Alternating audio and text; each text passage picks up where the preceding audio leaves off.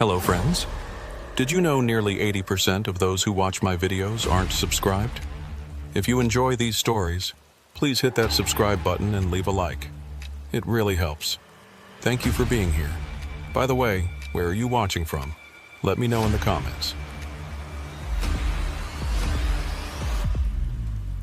I've been in the trucking business for almost 12 years, and I thought I'd seen everything you could possibly witness on the road. The ice storms in Montana, the dust storms in Arizona, the thick fog in the Midwest where you can barely see your own hood. But nothing, absolutely nothing, could have prepared me for what happened to me in the convoy from Denver to Cheyenne in the winter of 2019. The call came around 11:30 p.m. on Tuesday night.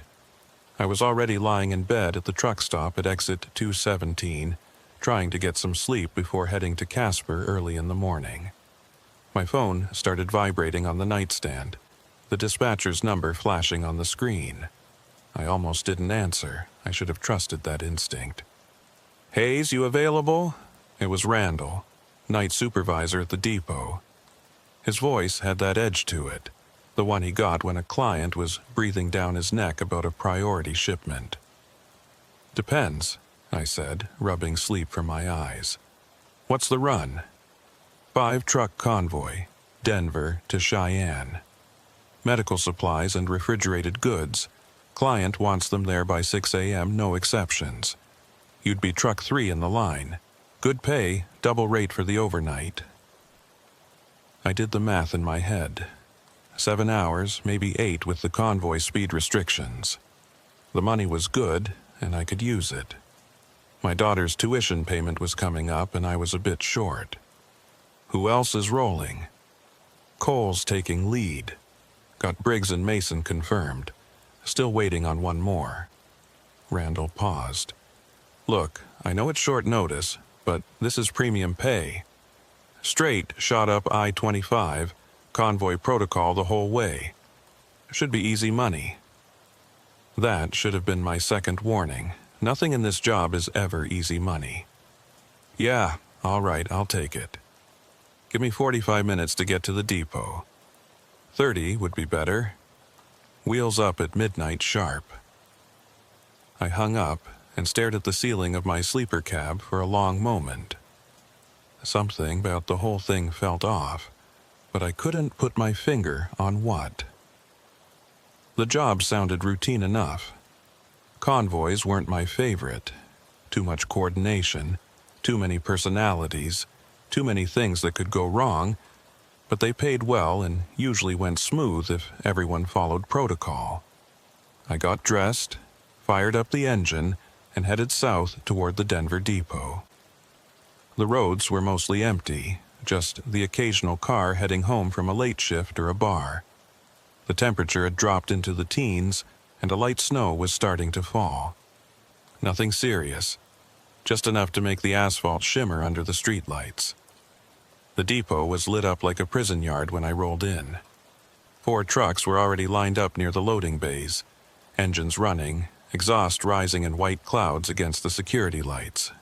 I recognized Cole's rig at the front, a newer Peterbilt with custom chrome that he babied like it was his firstborn.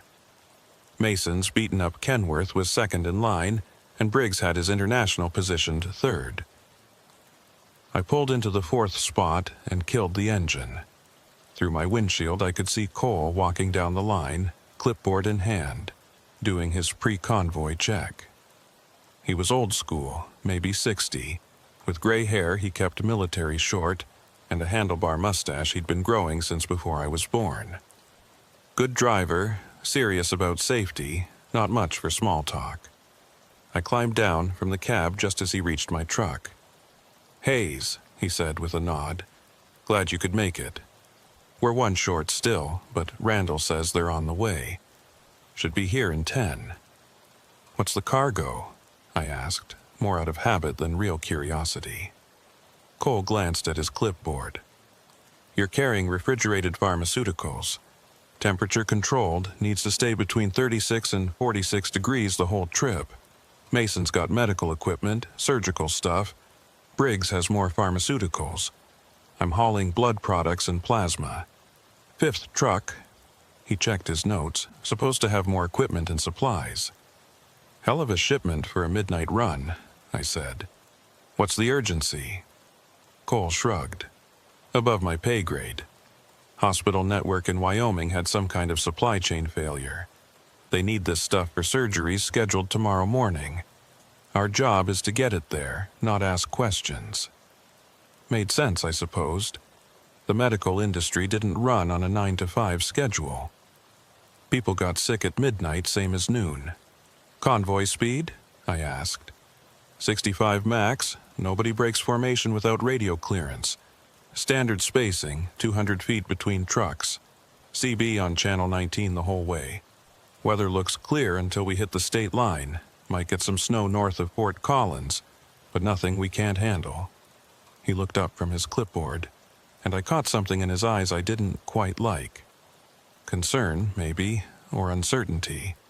Stay tight on this one, Hayes. Clients paying extra for guaranteed delivery time. No breakdowns, no delays. Understood. He moved on to check Mason's rig while I walked around my truck, doing my own inspection.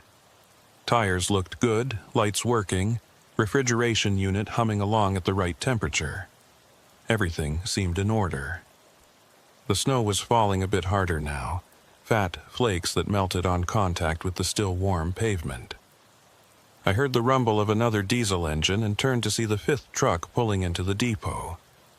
It was a Freightliner, older model, maybe 15 years on it. The paint was faded, and one of the headlights looked dimmer than the other. Not exactly the kind of rig I'd expect on a premium pay medical run, but maybe that's all the dispatcher could get on short notice. The driver climbed down, and I got my first look at him. Tall, maybe 6'3", built like he'd done hard labor before trucking. He wore a leather jacket despite the cold and had a face that looked like it had seen a few fights. Something about him immediately put me on edge, though I couldn't say why. Just a feeling in my gut. Cole walked over to greet him, and I watched them talk for a minute. The new driver nodded a few times, gesturing at his truck. Cole checked his clipboard, then waved him into the fifth position behind me. As the Freightliner rolled past, I caught a glimpse of the driver's face in the glow of the security lights. He was staring straight ahead, jaw clenched, hands tight on the wheel. The look of a man who didn't want to be here but didn't have a choice. I knew that look. I'd worn it myself more than once. "All right, listen up," Cole's voice carried across the depot yard. "We're wheels up in 5 minutes. Standard convoy protocol applies.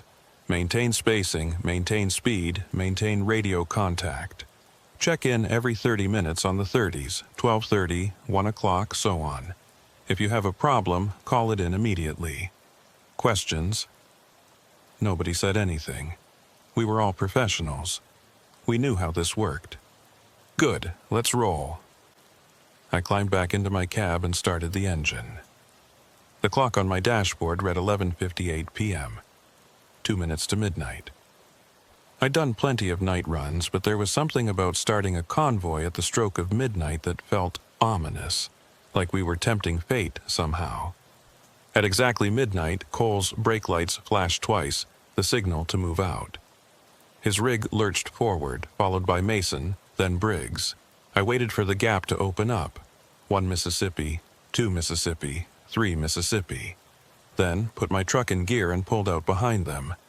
In my mirrors, I saw the Freightliner fall in behind me. We formed a line of lights cutting through the falling snow, 5 trucks heading north toward the interstate. The depot disappeared behind us, swallowed by the darkness and the weather. Channel 19 crackled to life on my CB. "Convoy check. Everyone copy?" Cole's voice steady and professional. 2, copy, Mason responded. 3, good, Briggs said. 4, copy, I said. There was a pause. Static hissed through the speaker. Then finally, 5. The voice was deep, almost a growl. the new driver. Good. Let's keep it tight, gentlemen. Next check at 12:30.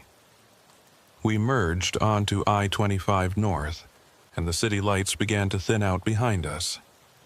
The highway stretched ahead, a ribbon of dark asphalt lit only by our headlights and the occasional street lamp.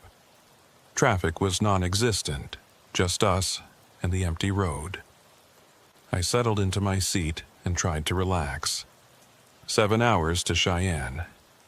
Straight shot, good weather, experienced drivers, should be routine. But as we passed mile marker 215 and left the last of Denver's suburbs behind, I noticed something that made my hands tighten on the wheel. In my side mirror, I counted the trucks behind me, just like I always did on a convoy, automatic habit, making sure nobody fell behind or drifted out of formation. I counted once, then again because the first count didn't make sense. There were 3 trucks behind me. I was truck 4. There should have been 1 truck behind me, just the Freightliner. I keyed my CB. 4 to Convoy. Anyone else see extra lights back here? Static. No response. I checked my mirrors again, more carefully this time. Sure enough, I could make out 3 sets of headlights maintaining Convoy spacing behind me. I could clearly identify the Freightliner in the first position. I recognized the dimmer headlight. But behind it were 2 more trucks, running dark except for their headlights, spaced perfectly, maintaining our speed. 4 to 5, you got company back there? More static. Then the Freightliner driver's voice, confused. -4, just me. You sure about that? I'm counting 3 trucks behind me. I am looking at my mirrors right now. Nobody behind me but empty highway. I frowned, leaning closer to my mirror. The lights were still there, clear as day. 3 trucks. Maybe it was a trick of the snow, I thought. Maybe some other convoy happened to be heading north at the same time, and they'd fallen in behind us by coincidence. Lead, this is 4. We might have picked up a tail. 3 additional trucks running convoy spacing behind 5. Cole's voice came back, irritated. 4. We're the only authorized convoy on this route tonight. Dispatch confirmed. You sure about what you're seeing? I looked again. The lights were still there, unwavering, perfectly spaced. Affirmative, lead, 3 trucks, clear visual. 5, can you confirm? Negative, lead. I'm not showing anything behind me, road's empty. There was a long pause, then Cole said, 4, you feeling okay? You tired? I'm fine, I said, though my heart was starting to beat faster. Wide awake, and I'm telling you, I see 3 trucks. Mason, Briggs, either of you got visual on anything unusual? Negative, lead, Mason said. Nothing here, Briggs added. Another pause. 4, I'm going to chalk this up to snow glare or fatigue. Keep your eyes on the road and maintain position. If those trucks are real, they'll pass us or fall back eventually. If they're shadows, they'll disappear. Either way, we stay focused on the job. Copy? I didn't want a copy. I wanted to argue, to insist that I wasn't seeing things. But Cole was lead, and arguing over the CB was a good way to lose convoy jobs. Copy, lead. Good. Next check at 12:30, convoy out. The radio went silent except for the soft static of dead air. I drove on, trying to focus on the road ahead, on Briggs' taillights, on maintaining my spacing. But my eyes kept drifting to the mirrors, to those 3 sets of headlights behind me, following at exactly the right distance, never wavering, never falling back. The snow was getting heavier. Visibility was dropping. The highway felt narrower somehow, like the darkness was pressing in from both sides. And somewhere in the back of my mind, a small voice was whispering that something was wrong with this convoy. Something had been wrong from the very beginning. I thought about my daughter, about that tuition payment, about why I'd agreed to take this job on such short notice. The money had seemed good. But what if the money was good because nobody else wanted this run? What if the other drivers had known something I didn't? At 12:17, my temperature gauge flickered. Just once, just for a second. But in a refrigerated trailer carrying temperature-sensitive medical supplies, that flicker was enough to make my blood run cold. I watched the gauge like a hawk, but it stayed steady. 38 degrees, right in the safe zone. At 12:23, I thought I heard something on the CB. Not words exactly. More like a rhythmic clicking, almost like Morse code. I turned up the volume, but it faded away into static before I could make sense of it. At 12:29, 1 minute before our scheduled check-in, I looked at my mirrors one more time. There were 4 trucks behind me now. I opened my mouth to key the CB, to report it, to demand that someone else confirm what I was seeing. But before I could, Cole's voice crackled through. "Convoy check. Everyone copy. 2, copy. 3, copy." My finger hovered over the transmit button. I looked at the mirrors again. 4 trucks. 4 sets of headlights in perfect convoy formation. 4, copy? Cole prompted. "Copy," I said, my voice coming out hoarse. 5, copy. We were 5 trucks. That's what we'd started as. 5 trucks in convoy, Denver to Cheyenne.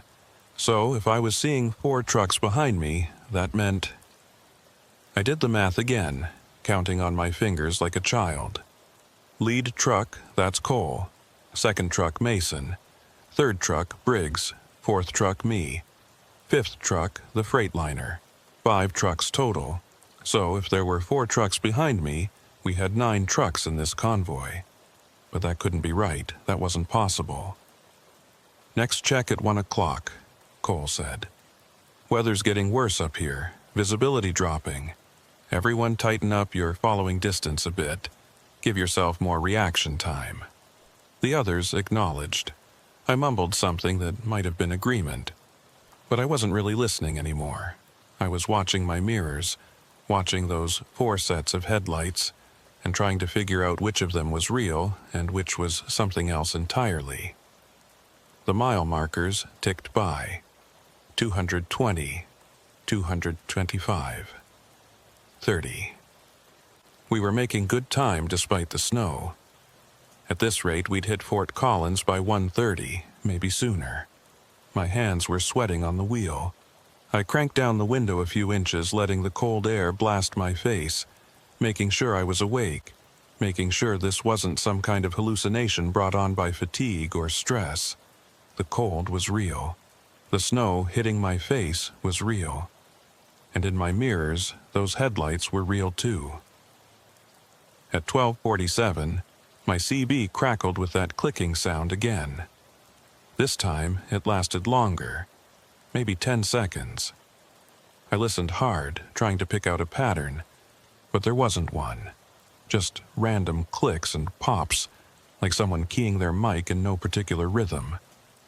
"Anyone else hearing that?" I asked, breaking radio protocol. No response. "The clicking on the channel, anyone else picking that up?"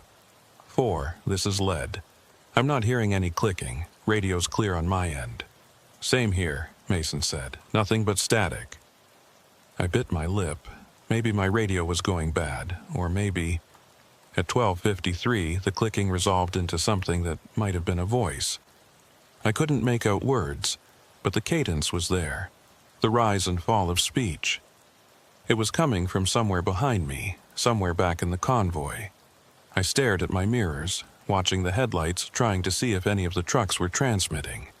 At 12:58, 2 minutes before the next scheduled check-in, I counted the trucks behind me one more time. 6. 6 trucks, running in perfect formation, maintaining perfect spacing, following me through the snow and the darkness like a funeral procession. And then, as I watched, the 6th truck's headlights began to flash. Not like a signal, not in any pattern I recognized, just random flashing, on and off, bright and dark, like someone was playing with the switch. "Lead, this is 4, I said, my voice shaking now. "I need to pull over. Something's wrong with my..." Convoy check. Cole interrupted. Right on time at 1 o'clock. Everyone copy. 2, copy. 3, copy. I couldn't speak. My throat had closed up. I was watching the 6th truck's headlights flash in my mirror, and now I could see something else. Between the flashes, in the brief moments of darkness, there was something standing on the side of the road. Something tall and thin and completely motionless, watching us pass. 4, you copy? Cole's voice had an edge of concern now. The thing on the side of the road turned its head, if it had a head, to follow my truck as we passed. 4, respond immediately. I tore my eyes away from the mirror and keyed the CB. Copy, I gasped. Copy, I'm here. You all right back there? No, I wanted to say. No, I'm not all right. There are trucks behind me that shouldn't exist, and there's something on the side of the road watching us. And every instinct I have is screaming at me to stop this convoy and turn around and get the hell off this highway. But what I said was, fine. Just thought I saw some ice on the road, but it's clear. Good. Stay sharp. Next check at 1:30. The convoy rolled on through the snow and the darkness, and I drove with my eyes locked on Briggs' taillights ahead of me, refusing to look at my mirrors, refusing to acknowledge the impossible thing that was happening behind me. But I could feel them there. All those extra trucks, falling in line one by one, joining our convoy like we'd sent out invitations. And I knew, with a cold certainty that settled into my bones, that by the time we reached Cheyenne, there would be even more. Mile marker 235 passed by my window. We were 30 miles from Fort Collins, 4.5 hours from Cheyenne, 4.5 hours from finding out what happens when a convoy picks up trucks that aren't supposed to exist. I reached for my coffee thermos with a shaking hand and tried not to think about how many sets of headlights I'd see if I looked in my mirrors one more time. Fort Collins appeared through the snow like a ghost town. We passed the city limits sign at 1:47 a.m., nearly 20 minutes ahead of schedule despite the weather. The streetlights cast orange pools on the empty streets, and I caught glimpses of closed businesses, dark houses, traffic lights cycling through their patterns for nobody. Cole's voice crackled over the CB, lead to convoy, Fort Collins checkpoint, fuel status check. 2, 3/4 tank. 3, just under half. 4, 5/8, I said, my voice steadier than I felt. There was a pause, then, 5, you copy? Static. 5, respond with fuel status. More static, then a burst of that clicking sound I'd heard earlier. It lasted maybe 3 seconds before resolving into the Freightliner driver's voice, half tank. Copy all, no refuel stop necessary. We push through to Cheyenne. Next check at 2 o'clock. I had managed, through sheer force of will, to keep my eyes off my mirrors for the past 40 minutes. I'd focused on the road, on Briggs' taillights, on the snow accumulating on my windshield between wiper passes. I'd turned on some music, classic country, Merle Haggard, trying to fill the cab with something normal, something real. But now, as we left Fort Collins behind and headed back into the empty darkness of the highway, I couldn't resist any more. I looked at my side mirror and immediately wished I hadn't. There were 8 trucks behind me now, 8 sets of headlights in perfect convoy formation, spacing exact, speeds matched. The Freightliner was still there in the first position, distinctive with its dimmer headlight. But behind it were 7 more trucks, stretching back into the snowy darkness like a chain of ghosts. My hands started shaking on the wheel. This wasn't fatigue. This wasn't snow glare or shadows or any rational explanation my mind wanted to offer. This was something else, something wrong, something that violated every rule of reality I understood. I grabbed my CB mic. Lead, this is 4. I need to report. 4, hold your traffic. Cole's voice cut me off.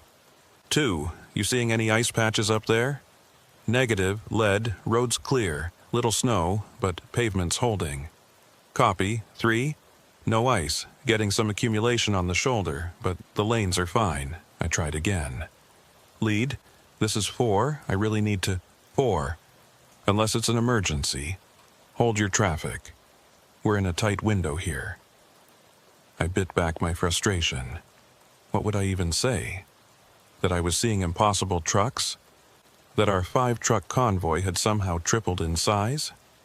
Cole had already brushed off my concerns once. He'd just tell me I was tired, that I was seeing things. But I wasn't tired. I'd never been more awake in my life. At 1:53, my temperature gauge flickered again. This time it dropped to 34 degrees before jumping back up to 38. That was cutting it close. Too close. If the refrigeration unit failed and the cargo warmed above 46 degrees, I'd be liable for thousands of dollars in damaged goods. I tapped the gauge, a useless gesture that nonetheless made me feel like I was doing something. The needle stayed steady at 38. For now. At 1:56, the clicking on the CB started again. But this time, it had a rhythm to it. 3 short clicks, 3 long, 3 short. A pattern I recognized from my grandfather's old war stories. SOS. Someone was sending SOS in Morse code over the convoy channel. I keyed my mic. Lead, are you getting this? Getting what? 4. The clicking. The SOS signal. 4. My radio's dead silent except for normal check-ins. You might have a loose connection in your CB. Give it a smack and see if that clears it up. I smacked the side of the radio hard. The SOS clicking continued, unchanged. At 1:59, Cole called for the 2 o'clock check-in a minute early. We all responded in order. When it got to truck 5, there was a longer pause than usual before the Freightliner driver responded. And when he did, his voice sounded different, strained, like he was forcing the words out. 5. Copy. You good back there, 5? Cole asked. Another long pause. Yeah, all good. But he didn't sound good. He sounded terrified.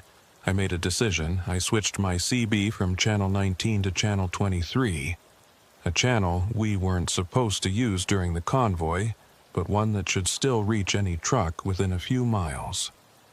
5. This is 4. You reading me on 23? A burst of static, then, I read you 4. You seeing anything weird back there, in your mirrors?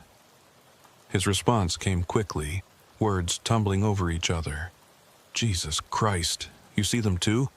The trucks? I thought I was losing my mind. I've been counting. They keep multiplying. There's got to be. How many do you count? Behind me? At least 6. Maybe 7. I can't. The snow makes it hard to tell where one set of lights ends and the next begins. My stomach dropped. If there were 6 or 7 trucks behind him, and I was seeing 8 behind me, including him, that meant... I did the math, even though I didn't want to. 13 trucks, minimum, possibly more. We'd started with 5. We need to tell Cole, I said. I tried, an hour ago. He said I was seeing reflections from the snow. Said there was nothing on the GPS showing any other vehicles on this stretch of highway. So, what do we do? Before the Freightliner driver could answer, Cole's voice boomed over channel 19. 4, 5, get back on the convoy channel, now. I switched back, my heart pounding. I don't know what you two think you're doing, Cole continued, but side-channel communication during a convoy is a protocol violation. You got something to say, you say it where everyone can hear it. Understood? Copy, lead, I said. 5. Copy. Good. Now both of you maintain radio discipline and focus on the road. We're less than 4 hours from delivery. I don't want any more distractions. The channel went quiet, except for the soft hiss of static and the occasional burst of that SOS clicking. I drove on, watching the mile markers tick by. 245, 250, 2005. We were making excellent time. At this rate, we'd arrive in Cheyenne before 5 a.m., a full hour ahead of schedule. But something was nagging at me. I pulled out my phone and checked the GPS. According to the map, we should have passed the exit for Wellington about 10 minutes ago. But I didn't remember seeing it. I'd been focused on my mirrors, sure, but I should have noticed the exit sign, the overpass. I scrolled ahead on the GPS to the next landmark.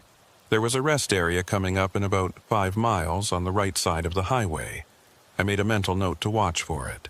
5 miles passed, then 10, then 15. No rest area. I checked the GPS again. According to the map, I was currently sitting in the rest area parking lot. But through my windshield, all I saw was highway stretching ahead into the darkness. Briggs's taillights. The falling snow. Lead, this is 4. I'm showing some GPS anomalies. Anyone else having navigation issues? Negative, 4. My GPS is tracking fine. Showing us on I-25 north, about 40 miles south of the Wyoming border. I looked at my own GPS. It showed the same thing, 40 miles south of the border. But something felt wrong. The mile markers didn't match. The landmarks were missing. It was like the highway had become a loop, showing us the same stretch of road over and over while our GPS insisted we were making progress. At 2:17, my temperature gauge dropped again. This time it fell to 32 degrees and stayed there for a full minute before climbing back up. I watched it nervously, willing it to stabilize. 32 was freezing. If it went any lower, if the cargo actually froze. At 2:23, Mason broke the silence. Lead, I'm showing a warning light on my dash. Oil pressure. Can you make it to Cheyenne? Probably, but I'd like to pull over and check it if we get a chance. Negative. Clients paying for time-guaranteed delivery. Unless it's critical, we push through. Copy. At 2:30, the scheduled check-in, something strange happened. Cole called for the check, and we all responded in order. 1, 2, 3, 4, 5. But then, after truck 5 responded, there was another voice. 6, copy. Everyone went silent. I stared at the CB, my blood turning to ice. Who the hell is that? Cole demanded. Identify yourself immediately. No response. This is a private convoy on a closed contract. If you're trying to piggyback on our channel, switch to a different frequency now. Still no response. 5, you got a visual on anyone behind you? The Freightliner driver's voice was barely a whisper. Negative, lead, road's empty. But I was looking at my mirrors, and I could see the truth. There were 9 trucks behind me now, 9 sets of headlights, 9 perfectly spaced vehicles following us through the snow. And as I watched, one of them, I couldn't tell which one, flashed its brights 3 times in what might have been a greeting, or might have been a warning. At 2:47, the clicking resolved into words. Faint, distorted, barely audible through the static, but definitely words. Turn back. While you can, turn back. Lead, you hearing this? I said. Hearing what? 4? The voice on the channel, telling us to turn back. 4, I'm going to say this one more time. My radio is clear. If you're having equipment problems, deal with them on your own time. Do not clutter the convoy channel with false reports. It's not false, Enough. Cole's voice was sharp enough to cut. One more outburst, and I'm reporting you to dispatch for unsafe convoy behavior. Do you understand? I understood. I understood that whatever was happening, I was on my own. Cole either couldn't hear what I was hearing, couldn't see what I was seeing, or was choosing to ignore it. Either way, he wasn't going to help. Copy. Lead, I said quietly. At 2:53, I caught movement in my peripheral vision. Something on the side of the road, keeping pace with us. I turned my head to look, but there was nothing there. Just darkness and snow and the occasional reflective road sign. But I could still feel it. Something running alongside the convoy, matching our speed exactly, staying just outside the reach of our headlights. At 2:58, my temperature gauge went haywire. The needle swung wildly from 32 to 52 and back again, settling nowhere, the digital readout flickering between numbers that made no sense. I heard the refrigeration unit behind me kick into overdrive, the compressor screaming as it tried to compensate for temperature fluctuations that shouldn't be possible. "Lead, this is 4. I've got a refrigeration malfunction. I need to pull over and assess." "Negative, 4. We're less than 3 hours from delivery. You pull over now, you jeopardize the entire convoy timeline. The cargo could be compromised. Then drive faster and get it to Cheyenne before it spoils.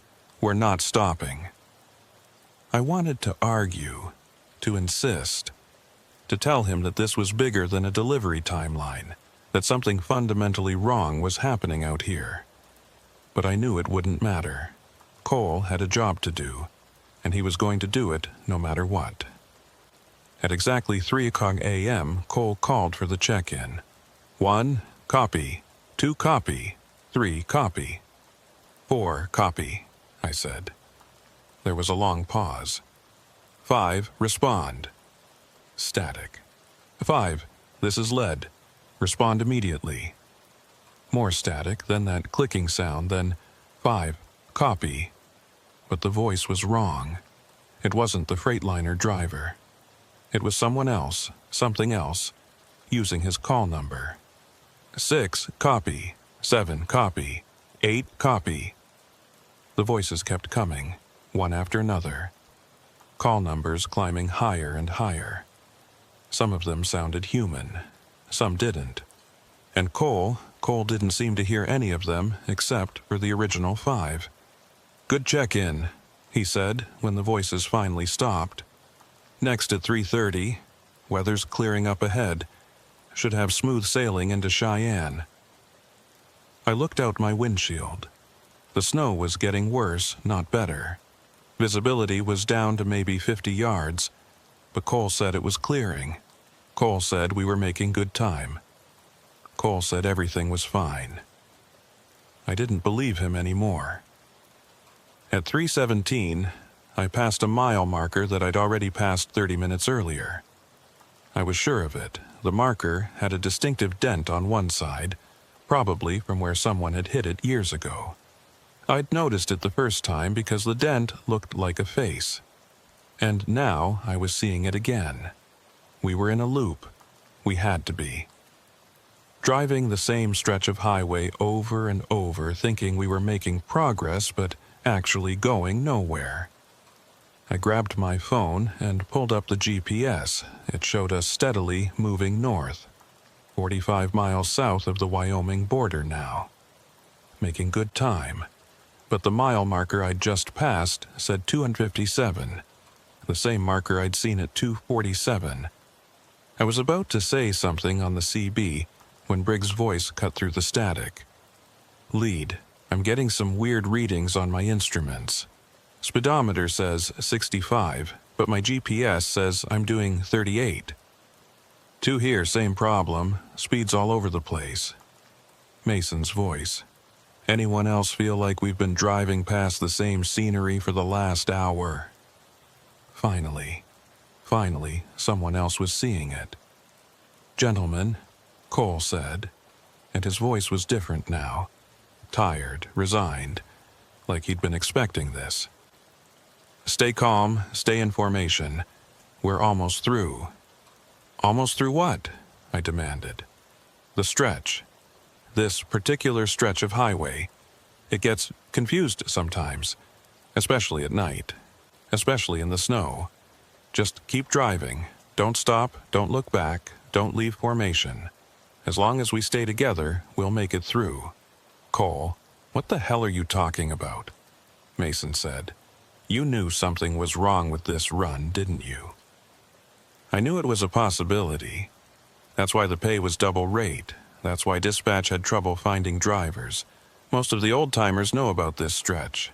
They won't run it after dark." "Jesus Christ," Briggs said. "And you didn't think to mention this before we left Denver?" "Would you have come if I had?" Silence. "That's what I thought," Cole said. "Look, I've run this route a dozen times at night. It's disorienting, yes. It plays tricks with your instruments, with your perception. But it's survivable. I've always made it through. We just have to trust the process and keep moving." "What about the trucks?" I asked. "The extra trucks in the convoy? Don't look at them. Don't acknowledge them. They're not real." "They look pretty real to me. They're echoes, reflections. I don't know what they are exactly, but they can't hurt you as long as you stay in formation and keep your eyes forward."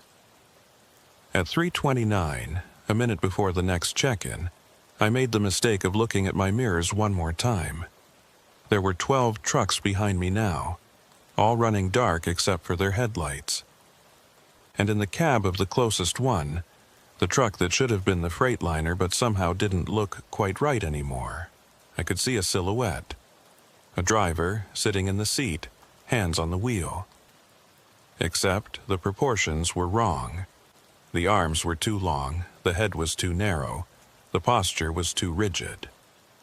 As I watched, the driver turned to look at me.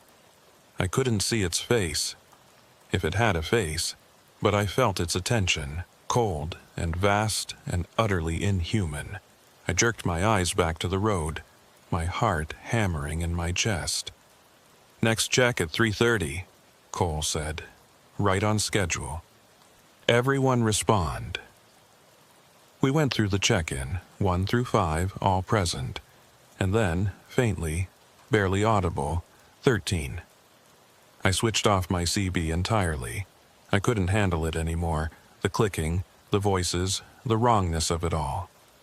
I'd drive in silence and focus on getting through this, whatever this was. The mile markers continued to repeat. 257,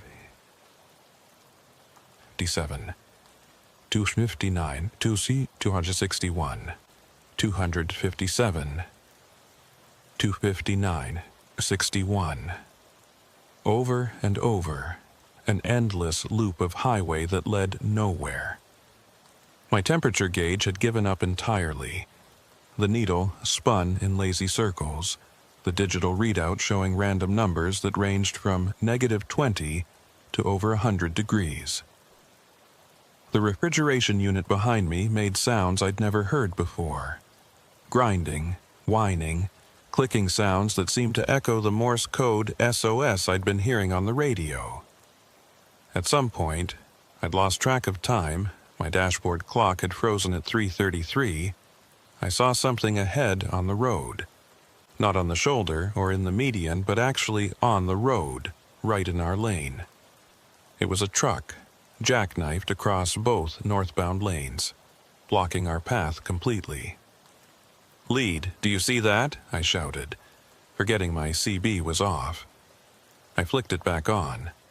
"Lead, there's a wreck ahead, jackknifed semi blocking the road." "I see it, 4. Maintain speed, maintain formation. We're going to hit it. Trust me." Cole's rig didn't slow down. Neither did Mason's or Briggs. They were going to drive straight into the wreck, and I was going to have to choose. Follow them into what looked like certain collision, or break formation and risk whatever fate Cole had warned about. I chose to trust. God help me, I chose to trust. We hit the jackknifed truck at 65 miles per hour. Or rather, we should have hit it. Instead, there was a moment of resistance, like driving through heavy fog, and then we were through it, on the other side, continuing north as if nothing had happened. In my side mirror, I caught a glimpse of the wreck behind us. It was still there, still blocking the road. And the 12 trucks that had been following me drove through it just like we had, one after another, passing through solid matter as if it was nothing. I was trembling so badly I could barely hold the wheel. My foot stayed steady on the accelerator through pure muscle memory. Years of training overriding the panic that threatened to shut down my brain. "Everyone okay?" Cole asked. Acknowledgements came in. 1, 2, 3, 4. I didn't bother adding my voice. I wasn't okay. I was never going to be okay again. At some point after that, time had become meaningless. The clock still frozen, the mile markers still repeating. The snow stopped. Just like that, mid-fall, the flakes froze in the air and then faded away like they'd never existed. The darkness changed. It was still night, still black as pitch beyond our headlights. But now it felt different, heavier, more absolute. Like we'd driven off the edge of the world into some space where light itself struggled to exist. "Almost there," Cole said, though I don't know how he could tell. "Just a little farther." But farther to what? Wyoming? Cheyenne? Or something else, someplace that wasn't on any map, that existed in the gaps between the mile markers and the frozen minutes on my dashboard clock. My temperature gauge suddenly locked at exactly 38 degrees. My speedometer settled at 65. The refrigeration unit behind me went silent. Everything was working perfectly. That's when I knew we were in the deepest part of it, whatever it was. The place where reality gave up trying to make sense and just accepted the impossible as routine.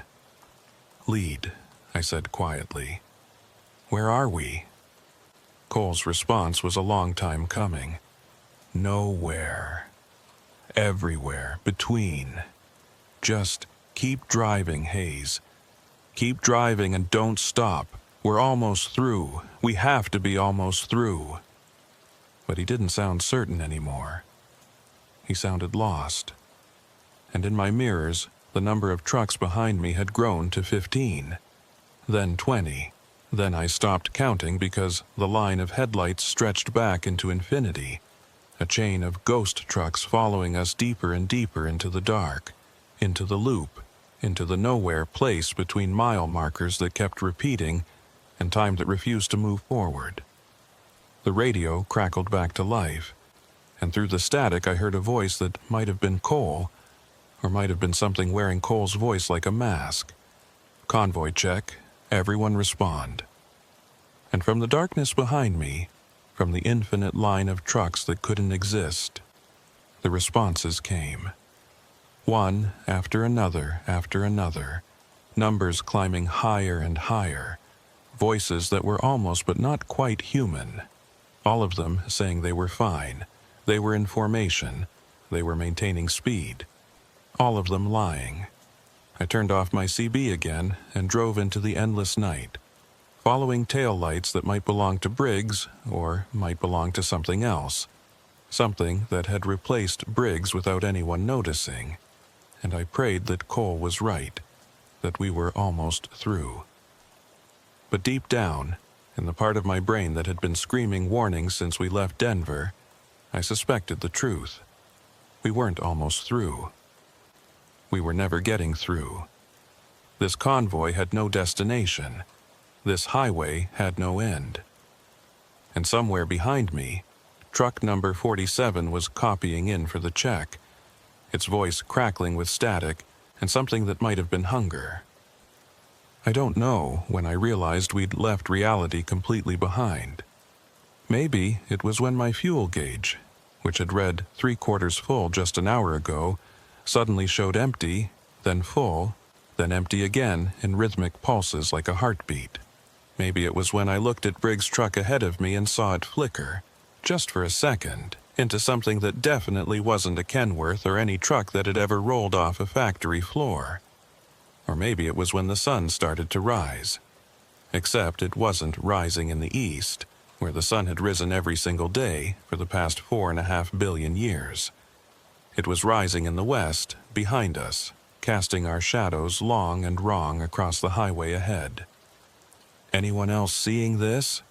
Mason's voice crackled over the CB, breaking the silence that had held for, I checked my clock, still 3:33 a.m. Time had stopped moving entirely. "Seeing what, too?" Cole's voice sounded distant, hollowed out. "The sun, it's coming up behind us." "Don't look at it," Cole said. "Eyes forward. Always, always forward." But I was already looking in my mirrors, and what I saw wasn't exactly a sun. It was light, yes, a vast and terrible light that was growing brighter by the second. But it was the wrong color.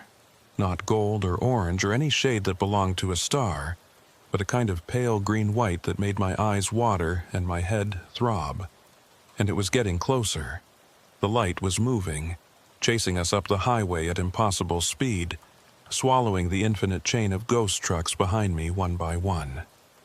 As it consumed each truck, I heard a sound over the CB, a scream maybe, or something like a scream, but in a register that human throats couldn't produce. "Faster," Cole said. We need to go faster." "We're already pushing 70, Briggs protested. "Then push 80, 90, whatever it takes. Don't let it catch us." My foot pressed harder on the accelerator, and my truck responded with a surge of power that shouldn't have been possible given the grade and the load I was carrying. Around me, the others were accelerating too, our convoy formation falling apart as the primal need for survival overrode all training and protocol. The speedometer crept upward, 75, 80, 85. The truck was shaking, the engine screaming, and I knew I was destroying the transmission. Knew I'd be lucky if I didn't blow a tire or throw a rod, but none of that mattered because the light was still gaining. In my mirrors, the last of the ghost trucks disappeared into the advancing glow.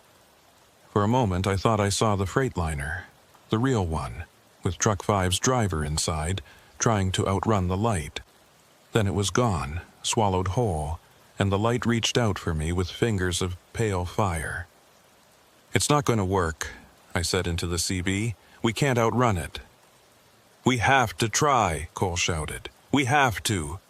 His voice cut off mid-word, replaced by static and then by silence. On the road ahead, I watched his truck flicker and fade, there 1 second and gone the next. Mason's followed a heartbeat later, then Briggs. I was alone on an empty highway with impossible light chasing me, and a clock frozen at 3:33 a.m. and mile marker 257, repeating endlessly on both sides of the road. I should have been terrified. Part of me was. But another part, the part that had been driving trucks for 12 years, that had seen ice storms and flash floods and roads that tried to kill you just for existing, that part was angry. I slammed on the brakes. The truck shuddered and skidded, tires screaming, the whole rig threatening to jackknife. But I held it steady, brought it to a complete stop right there in the middle of the highway, and waited for the light to catch me. It crashed over the truck like a wave, and for a moment everything was white and green and weightless. I felt myself lift out of the driver's seat, felt the truck dissolve around me, felt reality itself peel away in layers like old paint.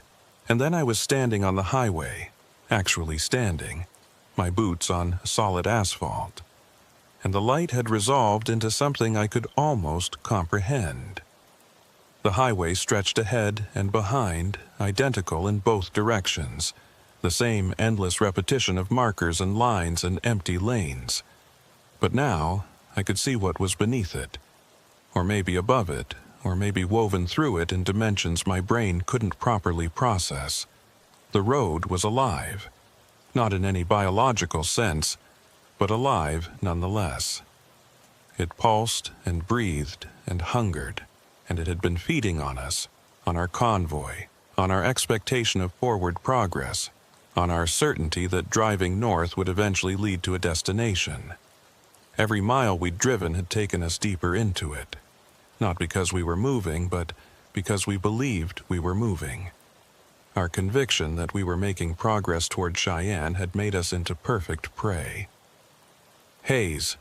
I turned to find Cole standing beside me. He looked solid, real, but also somehow translucent. like I could see through him to the road beyond. "You stopped," he said. "Nobody ever stops. They all run until the light takes them. Where are the others?" He gestured down the highway. In the distance I could see them. Mason, Briggs, the Freightliner driver, and dozens of others I didn't recognize.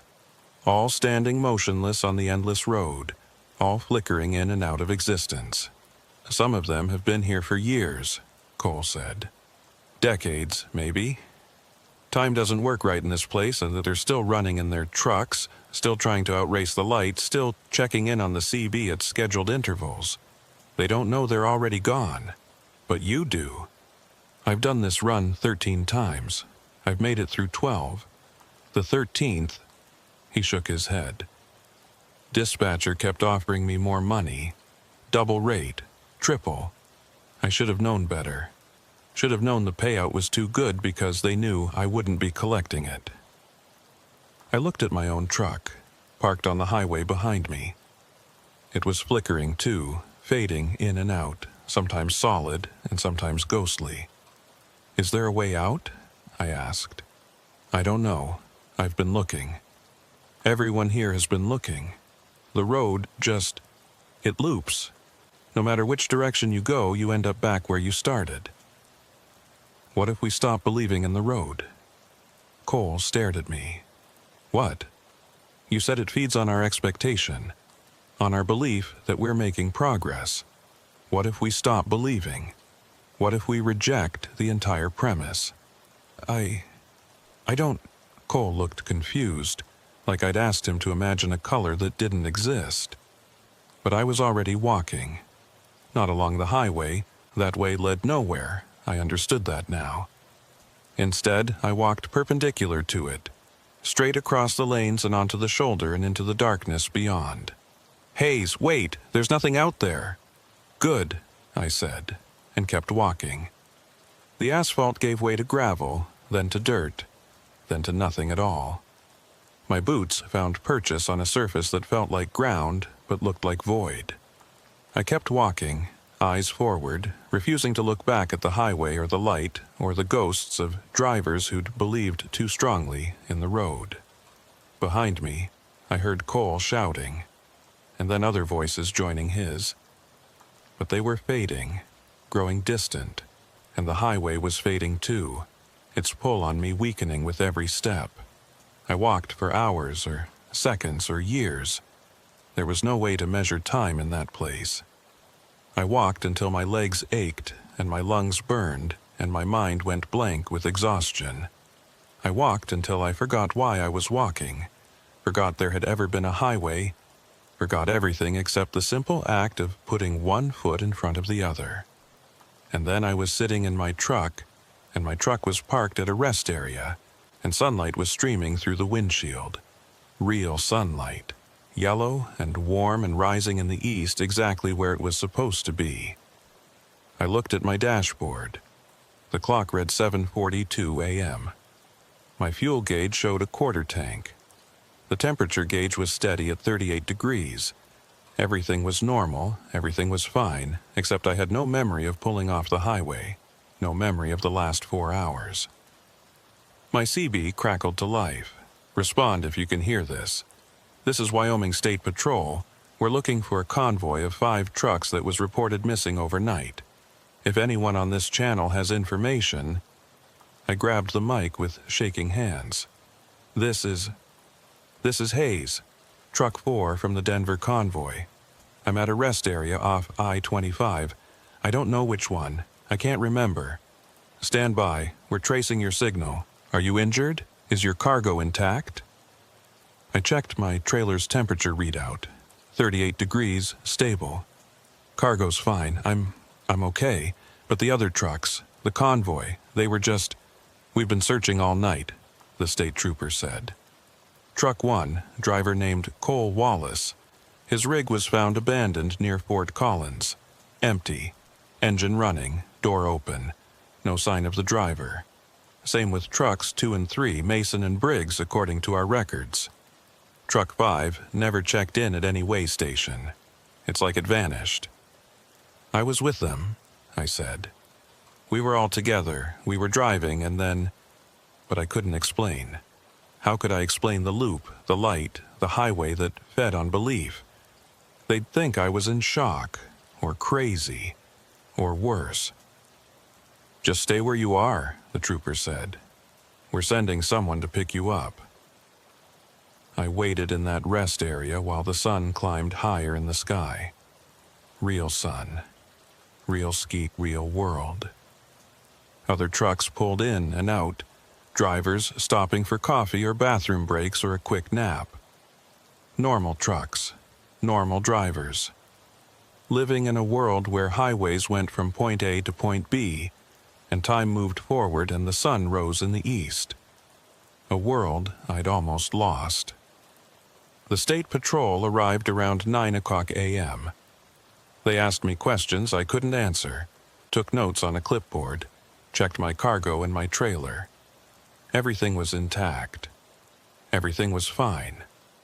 I'd just had some kind of episode, they said. Exhaustion, probably. Stress. Maybe carbon monoxide from a leak in the exhaust system. They never found Cole. Never found Mason or Briggs or the Freightliner driver. Their trucks were empty, abandoned at various points along I-25. No sign of struggle. No sign of anything. Just empty cabs with engines running and doors open, and CB radios hissing static. The official report called it a mass delirium event. 5 experienced drivers, all hallucinating the same convoy, all abandoning their vehicles at roughly the same time. Possible gas leak, possible chemical spill, possible psychological contagion. They recommended I take some time off, see a therapist, get a complete medical workup. I did all those things. The therapist said I was processing trauma. The doctor said I was healthy. Time passed, and the memory of that night began to feel distant, dreamlike, unreal. But sometimes, late at night when I'm lying awake in my sleeper cab, I think about Cole's words. How some of the drivers on that endless highway had been there for decades. How they were still running, still checking in, still believing they were making progress toward a destination they'd never reach. And I wonder, when I walked away from the highway into the darkness, did I actually escape? Or am I still there, still running, still caught in the loop? Is this rest area real, or just another layer of the same trap? Is any of this real? The question haunts me more than any answer could. It's been 4 months since that convoy. I'm still driving trucks. It's all I know how to do. But I won't take overnight runs anymore. I won't drive I-25 through Colorado and Wyoming. I won't take calls from the old dispatch number, even though it doesn't ring anymore because the company folded 3 weeks after the convoy disappeared. I tell people I'm being cautious, that I'm taking care of my mental health, that I learned a valuable lesson about knowing your limits. But that's not the real reason. The real reason is that sometimes, when I'm driving during the day on a completely different route in a completely different state, I see things that shouldn't be there. A mile marker that I passed 30 minutes ago appearing again on the roadside. A truck in my rearview mirror that maintains perfect following distance no matter how much I slow down or speed up. The clock on my dashboard freezing for just a moment, just a heartbeat, at 3:33. And sometimes, late at night when I'm parked at a truck stop and scrolling through CB channels, I hear it. A convoy check-in. 1, copy. 2, copy. 3, copy. Cole's voice. Mason's voice. Briggs' voice. All still out there somewhere, still running their route. Still believing they're making progress toward Cheyenne. Still counting trucks that keep multiplying in their mirrors. I never respond. I just turn off the radio and try to sleep, though sleep doesn't come easy anymore.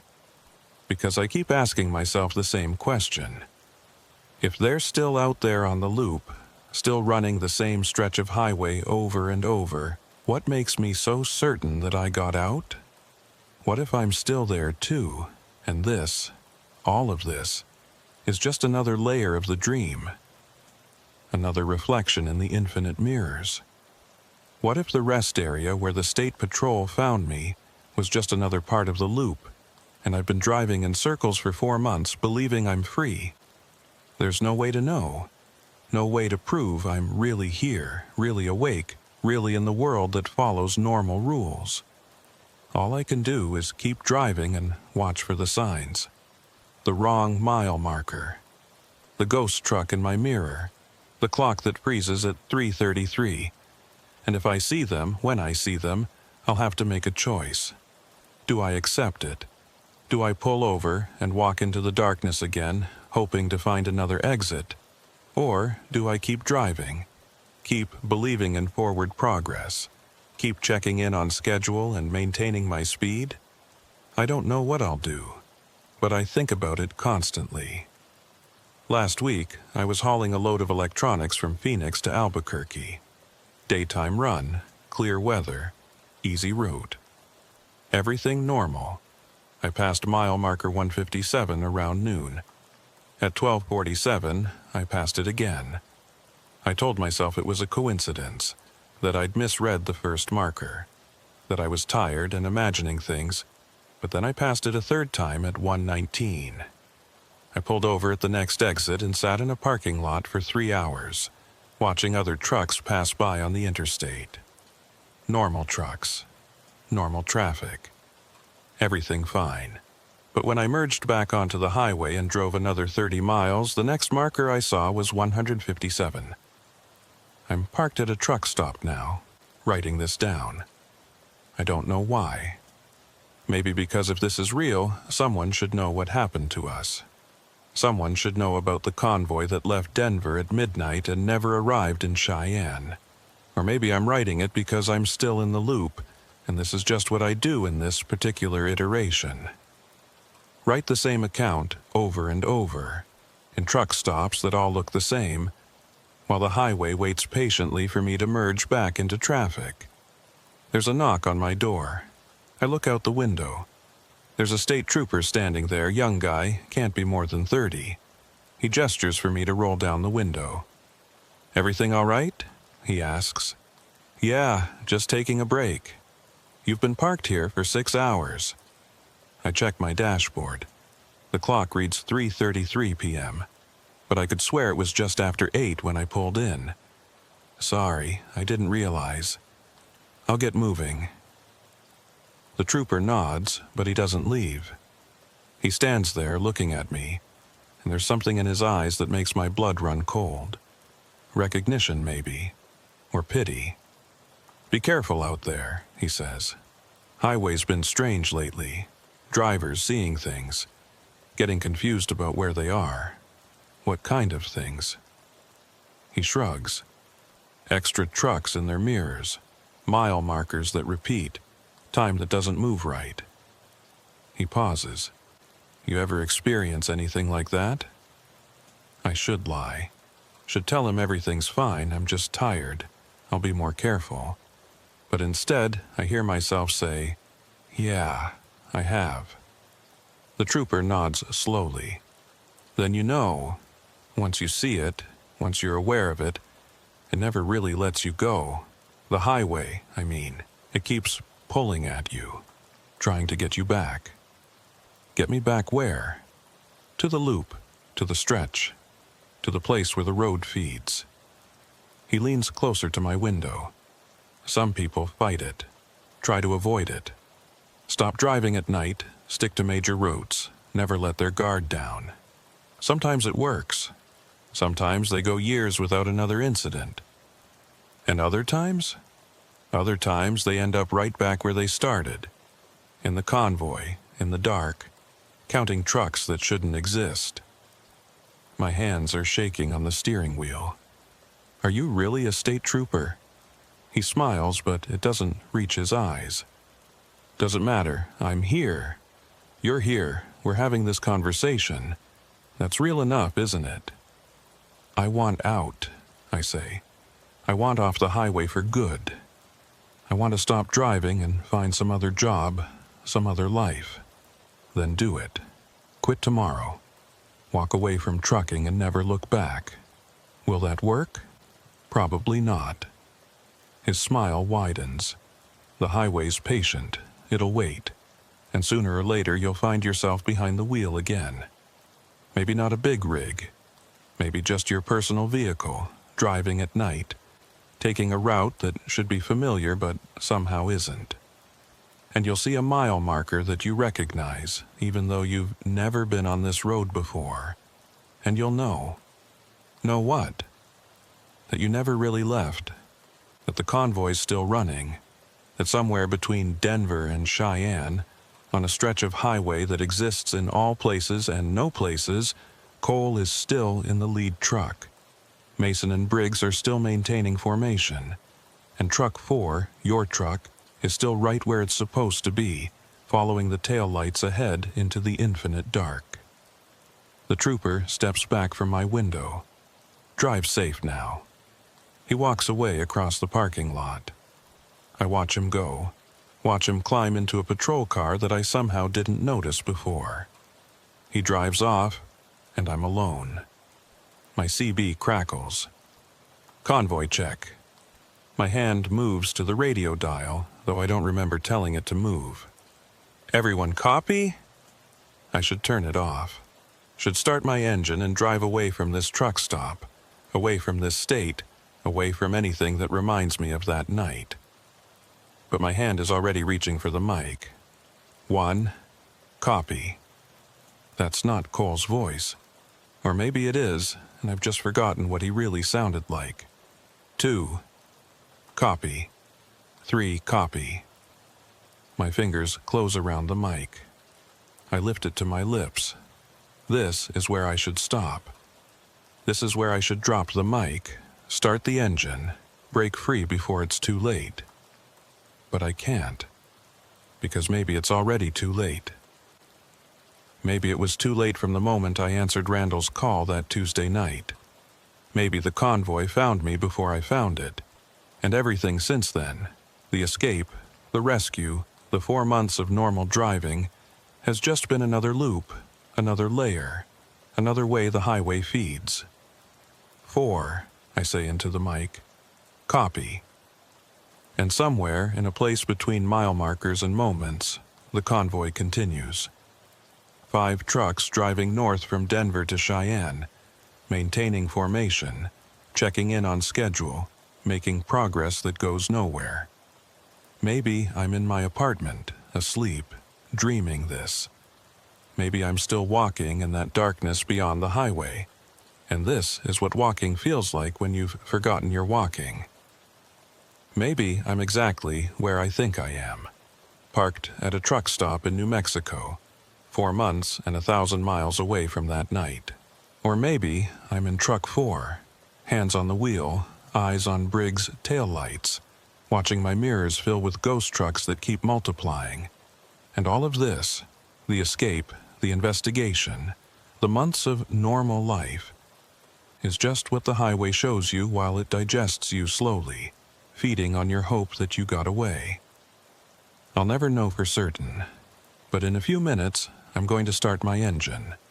I'm going to merge back onto the interstate, and I'm going to drive. Maybe I'll make it to my destination. Maybe I'll pass the same mile marker 100 times. Maybe the sun will rise in the west, and the clock will freeze at 3:33, and a voice on the CB will start counting trucks. All I can do is drive and watch for the signs and hope that this time, this iteration, this version of the loop, I'll recognize the exit when I see it. If I see it, if there even is one. The highway stretches ahead, dark and patient and hungry, and I'm still trying to figure out if I'm chasing my destination or if my destination has been chasing me all along. Mile marker 0.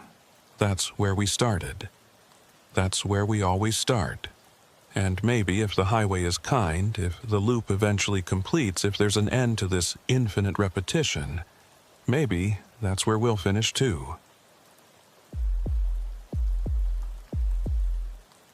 There's an unwritten rule in convoy trucking that nobody talks about, but everyone knows. Never volunteer to be the last truck. The guy at the back sees everything the others miss. Every pothole they dodge, every piece of debris they kick up, every bad decision that ripples down the line. You're eating everyone else's dust, literally and figuratively, and if something goes wrong, you're the first one left behind. But on the night of March 3rd, 2021, I didn't have a choice. My name's Wyatt Reeves, and I've been driving commercial freight for about 8 years. Not long enough to be a veteran, but long enough to know better than to take certain jobs. Unfortunately, 8 years also isn't long enough to build up the kind of savings that let you turn down good money when your transmission just cost you $4,000 to rebuild, and your ex-wife's lawyer is breathing down your neck about child support. So when the call came in at 10:47 p.m. asking if I could join a 4-truck convoy from Bakersfield, California to Reno, Nevada, leaving in 90 minutes, I said yes before I even asked about the rate. It's a priority shipment, the dispatcher told me. Her name was Linda, and she sounded tired. Electronics and computer components. Client needs them in Reno by 8 a.m. for some kind of product launch. We've got 3 trucks confirmed, need a 4th. You'd be running sweep. Sweep. Last position. Tail end Charlie. What's the pay? Triple rate, plus a completion bonus if the whole convoy makes it on time. I did the math. Even after taxes and fuel costs, I'd clear enough to catch up on the support payments and have some left over. I'm in. Where's the pickup? Industrial Park off Highway 99, south side of Bakersfield. Be there by midnight. Convoy lead is a guy named Dalton Pierce. He'll brief you on the route and protocol. I hung up and stared at the ceiling of my sleeper cab. Something felt off about the whole setup. Priority shipments usually got scheduled days in advance, not thrown together with 90 minutes notice, and triple rate plus a bonus meant somebody was desperate. But money was money, and I needed it. I fired up my Freightliner and headed south toward Bakersfield, arriving at the industrial park with 15 minutes to spare. 3 trucks were already there, lined up under harsh fluorescent lights that made everything look washed out and ghostly. The lead truck was a sharp-looking Peterbilt, dark blue with chrome trim. The second was a white Kenworth, road-worn but well-maintained. The third was a Mack, older model, with primer spots on the hood where rust had been cut out. I pulled into the 4th position and climbed down to meet the others. The lead driver, Dalton, I assumed, was standing by his truck, checking something on his tablet.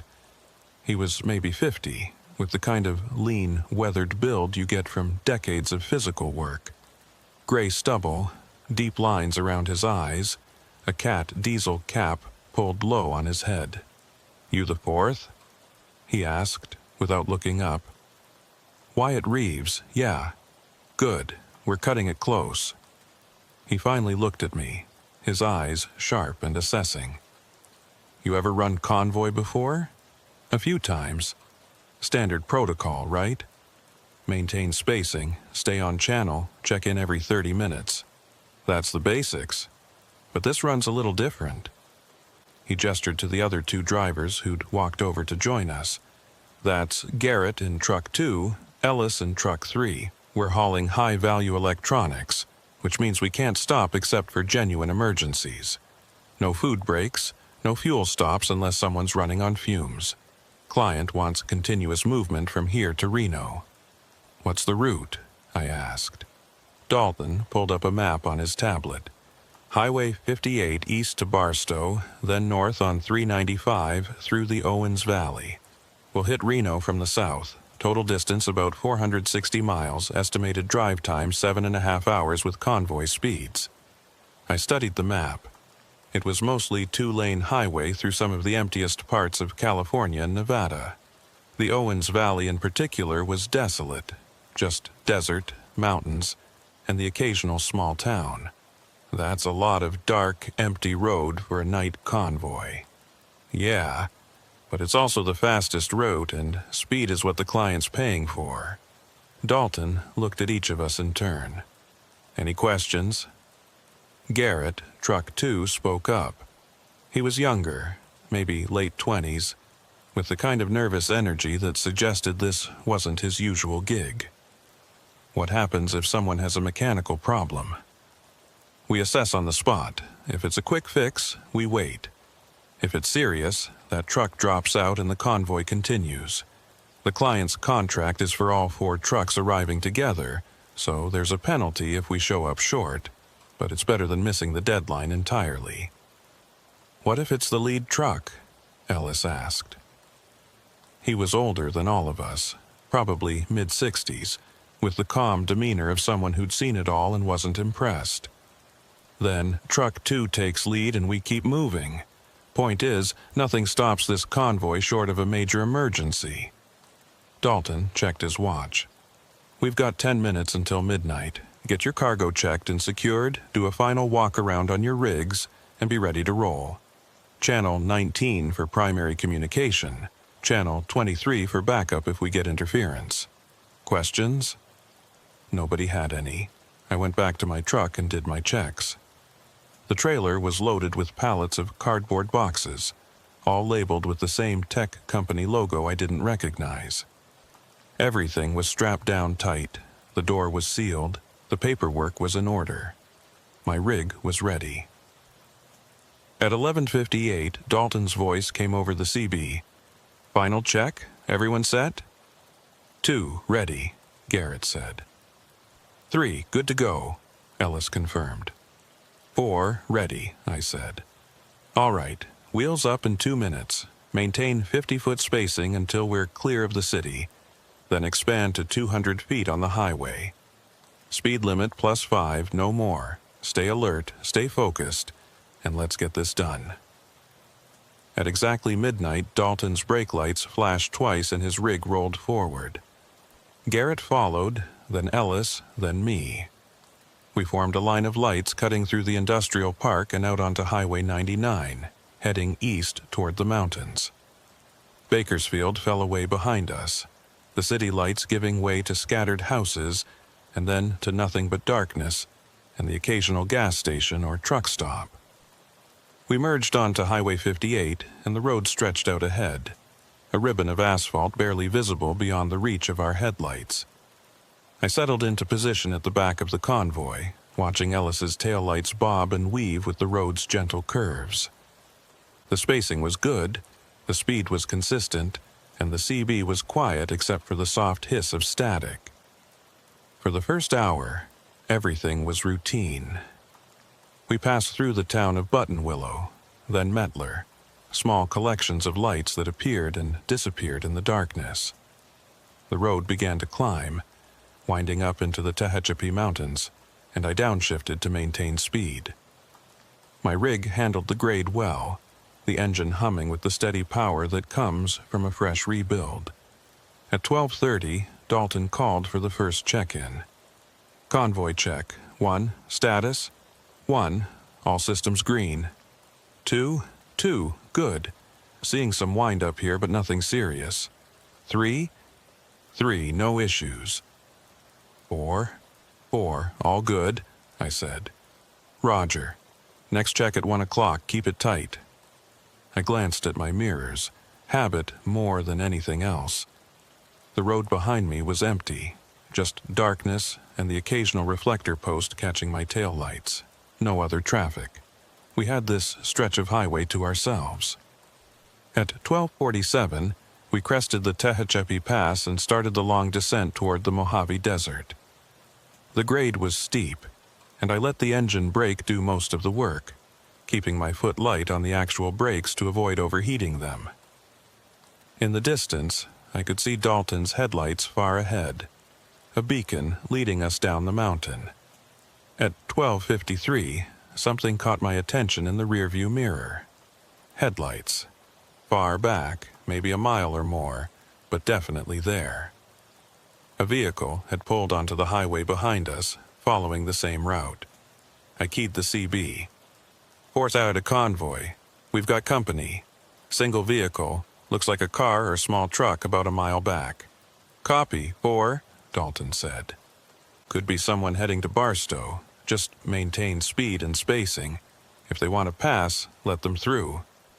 Roger. I watched the headlights in my mirror. They were getting closer, steadily gaining on us. Whoever it was, they were driving fast, probably 10 or 15 over the limit. I expected them to catch up within a few minutes, flash their brights impatiently and blow past us into the night. But they didn't. The headlights got close, maybe a quarter-mile back, and then stayed there, matching our speed exactly, maintaining that fixed distance. At 1 o'clock, Dalton called for the check-in. We all responded normally. I almost mentioned the car again, but decided against it. It wasn't doing anything wrong, just following at a distance. Probably someone being cautious around a convoy of big rigs on a dark, winding highway. At 1:17, we reached Mojave, a small desert town that existed mainly to service Edwards Air Force Base. The convoy didn't slow down, just rolled straight through on the main drag, past closed gas stations and dark houses. I caught a glimpse of a 24-hour diner, its neon sign buzzing in the window, and felt a pang of hunger. I'd skipped dinner to make the midnight deadline. The headlights were still behind me, still maintaining that same quarter-mile distance. At 1:34, Garrett's voice crackled over the CB. 2 to lead. I'm seeing some weird readings on my gauges. Oil pressure's fluctuating. Can you make it to Reno? Dalton asked. I think so. Just wanted to report it. Keep monitoring. If it gets worse, call it in immediately. Copy. I watched Truck 2 ahead of me, looking for any sign of trouble. Smoke, weaving, a drop in speed. But Garrett was holding his position, maintaining pace with Ellis and Dalton. At 1:41, I looked in my mirrors again. The headlights behind me were closer. Much closer. Maybe 100 yards back now, close enough that I could make out the shape of the vehicle. A pickup truck. Dark-colored, though it was hard to tell for certain in the darkness. And it was still matching our speed, still maintaining that fixed distance, like it was attached to my bumper by an invisible rope. 4 to Convoy, I said. That vehicle behind us is getting close. Might want to let them pass when the road widens. Copy, 4. There's a passing lane in about 5 miles. If they haven't gone by then, they're just tagging along. 5 miles passed. The road widened into a passing lane, and I moved slightly to the right to give the pickup room to go around. It didn't pass, it just moved to the right with me, staying in my blind spot, still maintaining that 100-yard gap. I felt the first prickle of unease. This wasn't normal driving behavior. If you're in a hurry, you pass. If you're not in a hurry, you fall back and give yourself more room. You don't tailgate a convoy of semi-trucks through the desert at 2 in the morning. 4 to lead. That pickup's not passing, just staying behind me. Probably someone using us to set their speed, Dalton said. Don't worry about it unless they get aggressive. At 1:52, we turned north onto Highway 395. Leaving the last traces of the civilization behind. This was the Owens Valley, 150 miles of empty desert flanked by the Sierra Nevada mountains to the west and the Inyo Mountains to the east. No towns, no services, just endless darkness, and the distant silhouettes of peaks against the starry sky. The pickup was still there, still following, and I was starting to feel like prey being stalked. At 2 o'clock during the check-in, I mentioned it again.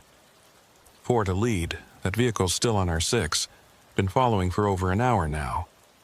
There was a pause, then Dalton's voice. You're sure it's the same vehicle? Positive. Same headlight pattern, same distance. It's not moving up or falling back. Another pause. Ellis, can you see anything behind 4? Negative, Ellis said. I'm watching my mirrors. I see 4's taillights, but nothing beyond that. I frowned. How could Ellis not see the pickup? It was right there, headlights blazing, close enough that I could see the reflection off my trailer. 4, you feeling all right? Dalton asked.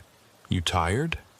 I'm fine, I said, though my hands were getting tense on the wheel. Wide awake, and I'm telling you, there's a pickup truck following this convoy. Garrett, you got anything? Negative, lead. Can't see anything but Ellis ahead of me. All right, 4. I'm going to chalk this up to headlight glare, or maybe an optical illusion from the road. If the truck does something aggressive, report it immediately. Otherwise, ignore it and focus on maintaining your position. Copy, I said, though I didn't like it. The miles ticked by, 2:15, 2:30, 2:45. The pickup never wavered, never moved, never did anything except follow me at that fixed distance like my shadow had learned to drive. At 2:48, my CB crackled with interference. A burst of static that resolved into something that might have been a voice. I couldn't make out words, but the cadence was there. Someone trying to communicate. Anyone else getting interference on the channel? I asked. Negative, Dalton said. Clear here, Garrett added. Ellis didn't respond. 3, you copy? Dalton asked. Still no response. Ellis, respond immediately. A burst of static, then Ellis's voice sounding distant and distorted. Copy. All good here. You sound like you're breaking up. Check your radio. Roger. But Ellis's voice faded back into static before he could say more. I watched Truck 3 ahead of me, looking for any sign of trouble. But his taillights were steady. His spacing was good. He was right where he should be. At 2:53, I made the mistake of looking at my side mirror instead of my rear view. The pickup was still there, but now I could see it more clearly, and something was wrong with it. The headlights weren't quite right. They flickered and pulsed in a way that normal headlights didn't. And the shape of the vehicle seemed to shift and blur at the edges, like I was looking at it through heat shimmer even though the desert night was cold. I tore my eyes away and focused on the road ahead, my heart pounding. It's just fatigue, I told myself. Just my eyes playing tricks. Long night, dark road, too much coffee, and not enough sleep. But I knew that wasn't true. At 3 o'clock, Dalton called for another check-in. 1, all systems green. 2, oil pressure still fluctuating, but manageable.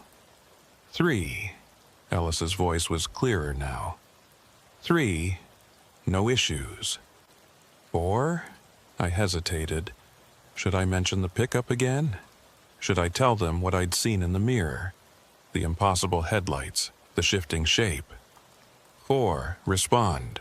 Copy, I said. All good. But it wasn't all good. Something was very wrong, and I was the only one who could see it.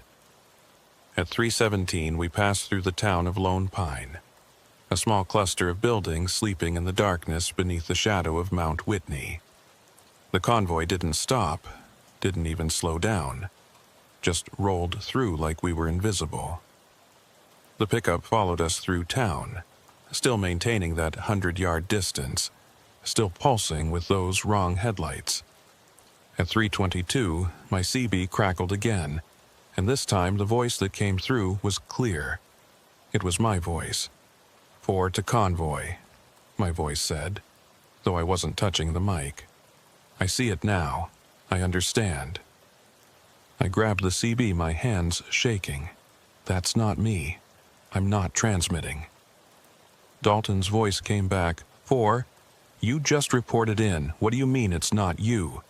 I didn't key my mic. Someone's using my call sign. 4, calm down. Nobody's using your... 4 to Convoy.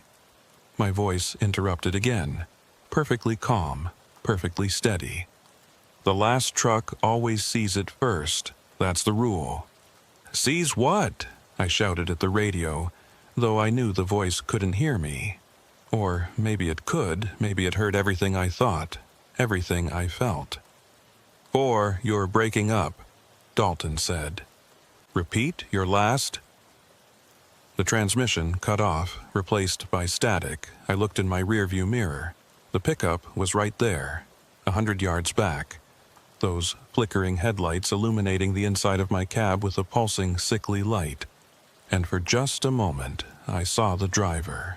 It was me, sitting behind the wheel of that impossible pickup truck, hands at 10 and 2, eyes locked on the back of my trailer. My own face, expressionless, watching myself with the cold intensity of a predator studying prey. I jerked my eyes back to the road, my whole body shaking. This wasn't possible. This wasn't real. I was losing my mind, hallucinating, experiencing some kind of psychotic break brought on by stress and exhaustion. But when I looked in the mirror again, the pickup was still there, and my doppelganger was still driving it, still following me through the endless desert night. At 3:30, Dalton called for another check-in. His voice sounded distant now, like he was calling from very far away. 1, status. Static washed over the channel, making his words almost unintelligible. 2, oil pressure. Critical. More static. 3, Ellis's voice was fading in and out. Can't. Much longer. And then clears a bell. 4 to Convoy. The last truck always sees it first, because the last truck is already alone. I didn't say that. I hadn't touched my mic. But the voice was mine, and the words rang with a terrible truth that I didn't want to acknowledge. At 3:47, I realized I couldn't see Truck 3 anymore. Ellis's taillights were gone. The road ahead was empty, just darkness and the center line stretching into infinity. I grabbed the CB. 4 to Convoy. I've lost visual on 3. Where is everyone? No response, just static. Lead, respond. Garrett, Ellis, someone respond. The static resolved into my own voice. You're alone now. You've been alone for a while, you just didn't want to admit it.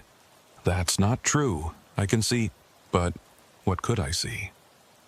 I looked out my windshield, searching for any sign of the convoy, and found nothing. No taillights ahead, no headlights in my mirrors except for the pickup that couldn't be real. No, wait. The pickup. I looked at my mirrors, and the truck was closer now. 50 yards back. Close enough that I could see the details, the make and model that exactly matched my personal pickup, the one I'd left parked in a storage lot 3 states away. The license plate that bore my registration. And behind the wheel, I could see myself clearly now. Not a reflection, not a trick of light. Another me, another Wyatt Reeves, driving another truck through another version of this same dark highway.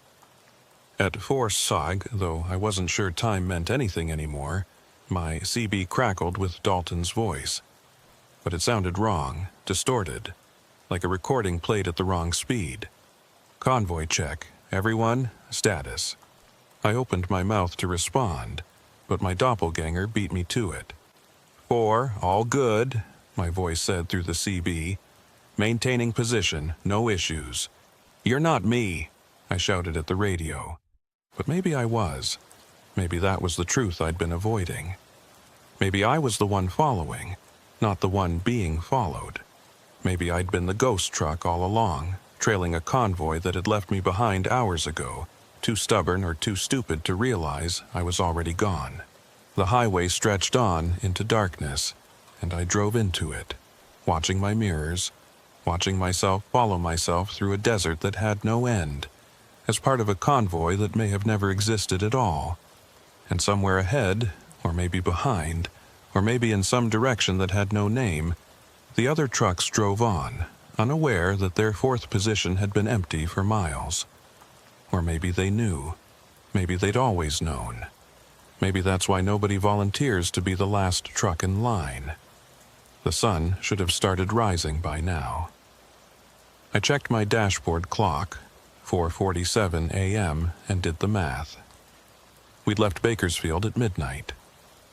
Nearly 5 hours of driving through the Owens Valley, which meant we should be approaching the Nevada border, and the eastern sky should be showing at least a hint of gray, the promise of dawn. But when I looked out my windshield, the darkness was absolute. No stars, no moon, no distant glow of civilization. Just black emptiness that pressed against my headlights like a physical thing, like I was driving through ink. The pickup truck behind me was still there. Closer now, maybe 30 yards back. Close enough that I could see my own reflection in its windshield, though that didn't make sense geometrically. But nothing made sense anymore, so I'd stopped trying to rationalize it. My CB had been silent for over 20 minutes. No check-ins from Dalton, no nervous chatter from Garrett, no calm confirmations from Ellis. Just static and the occasional burst of interference that sounded like words played backward. I tried one more time. 4 to Convoy. Anyone copy? The static shifted, and for a moment I thought I heard something. A voice, maybe multiple voices, all talking at once in a language I didn't recognize. Then it faded back into white noise. I was gripping the steering wheel so hard my knuckles had gone white.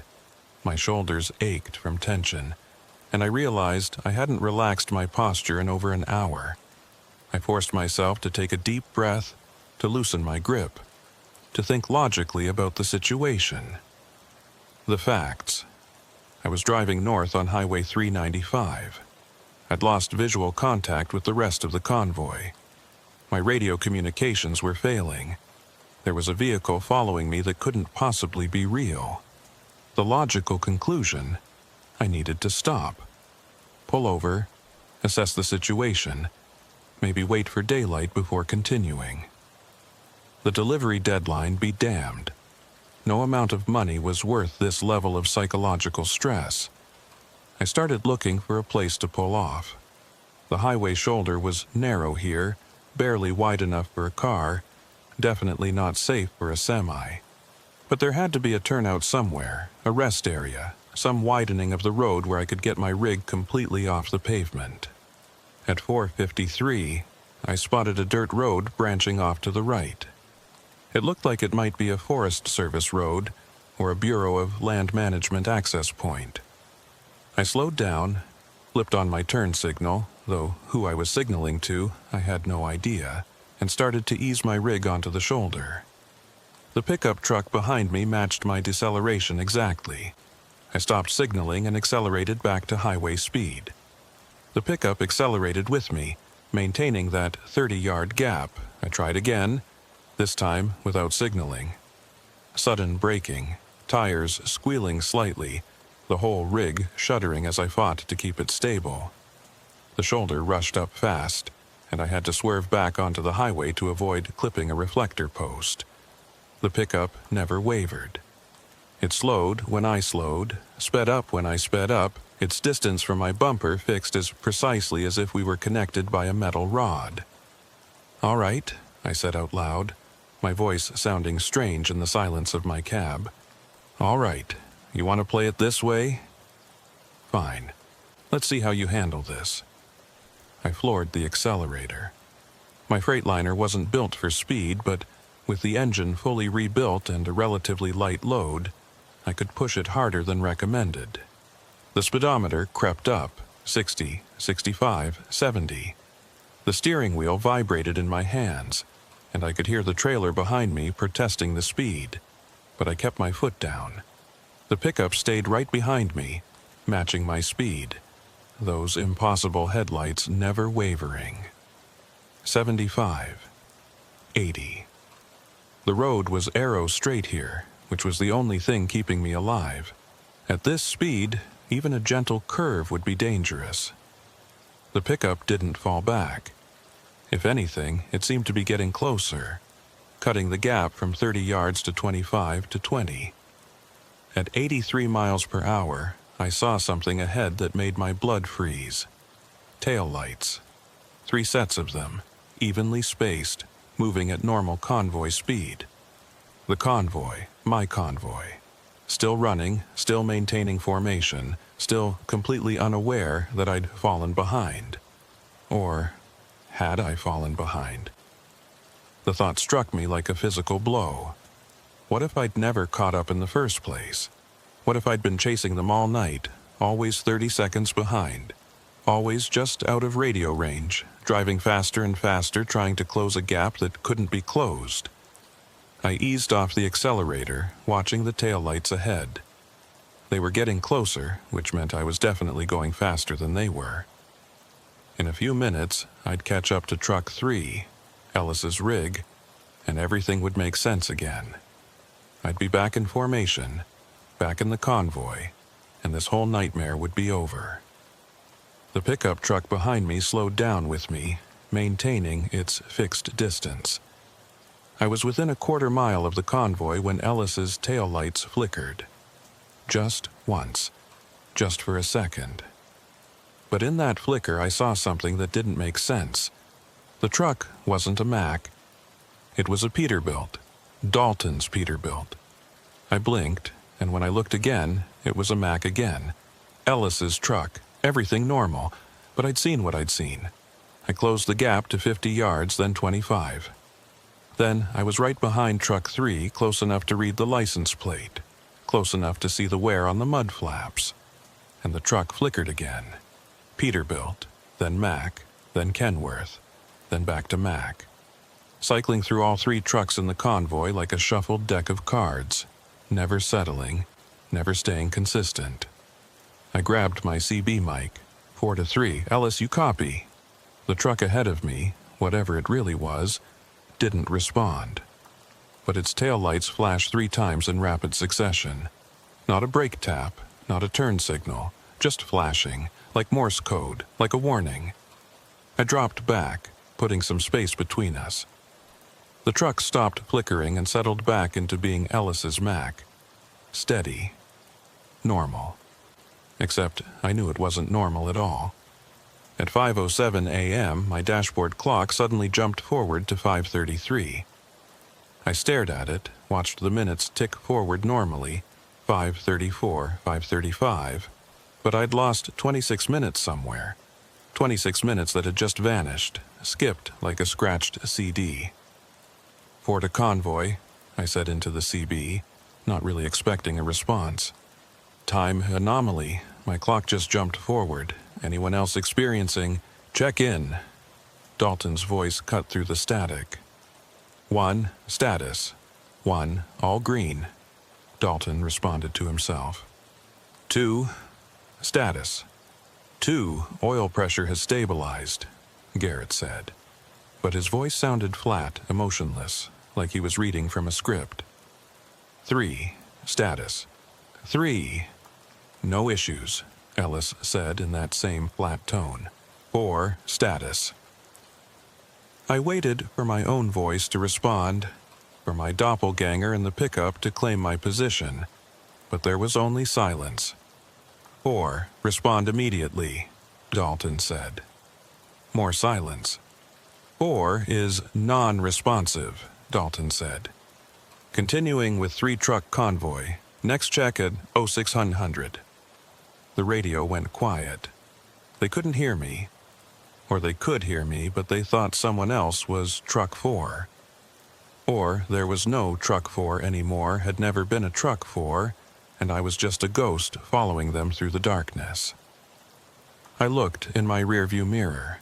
The pickup was still there, still following, and now I could see the driver clearly, illuminated by the glow of the dashboard lights.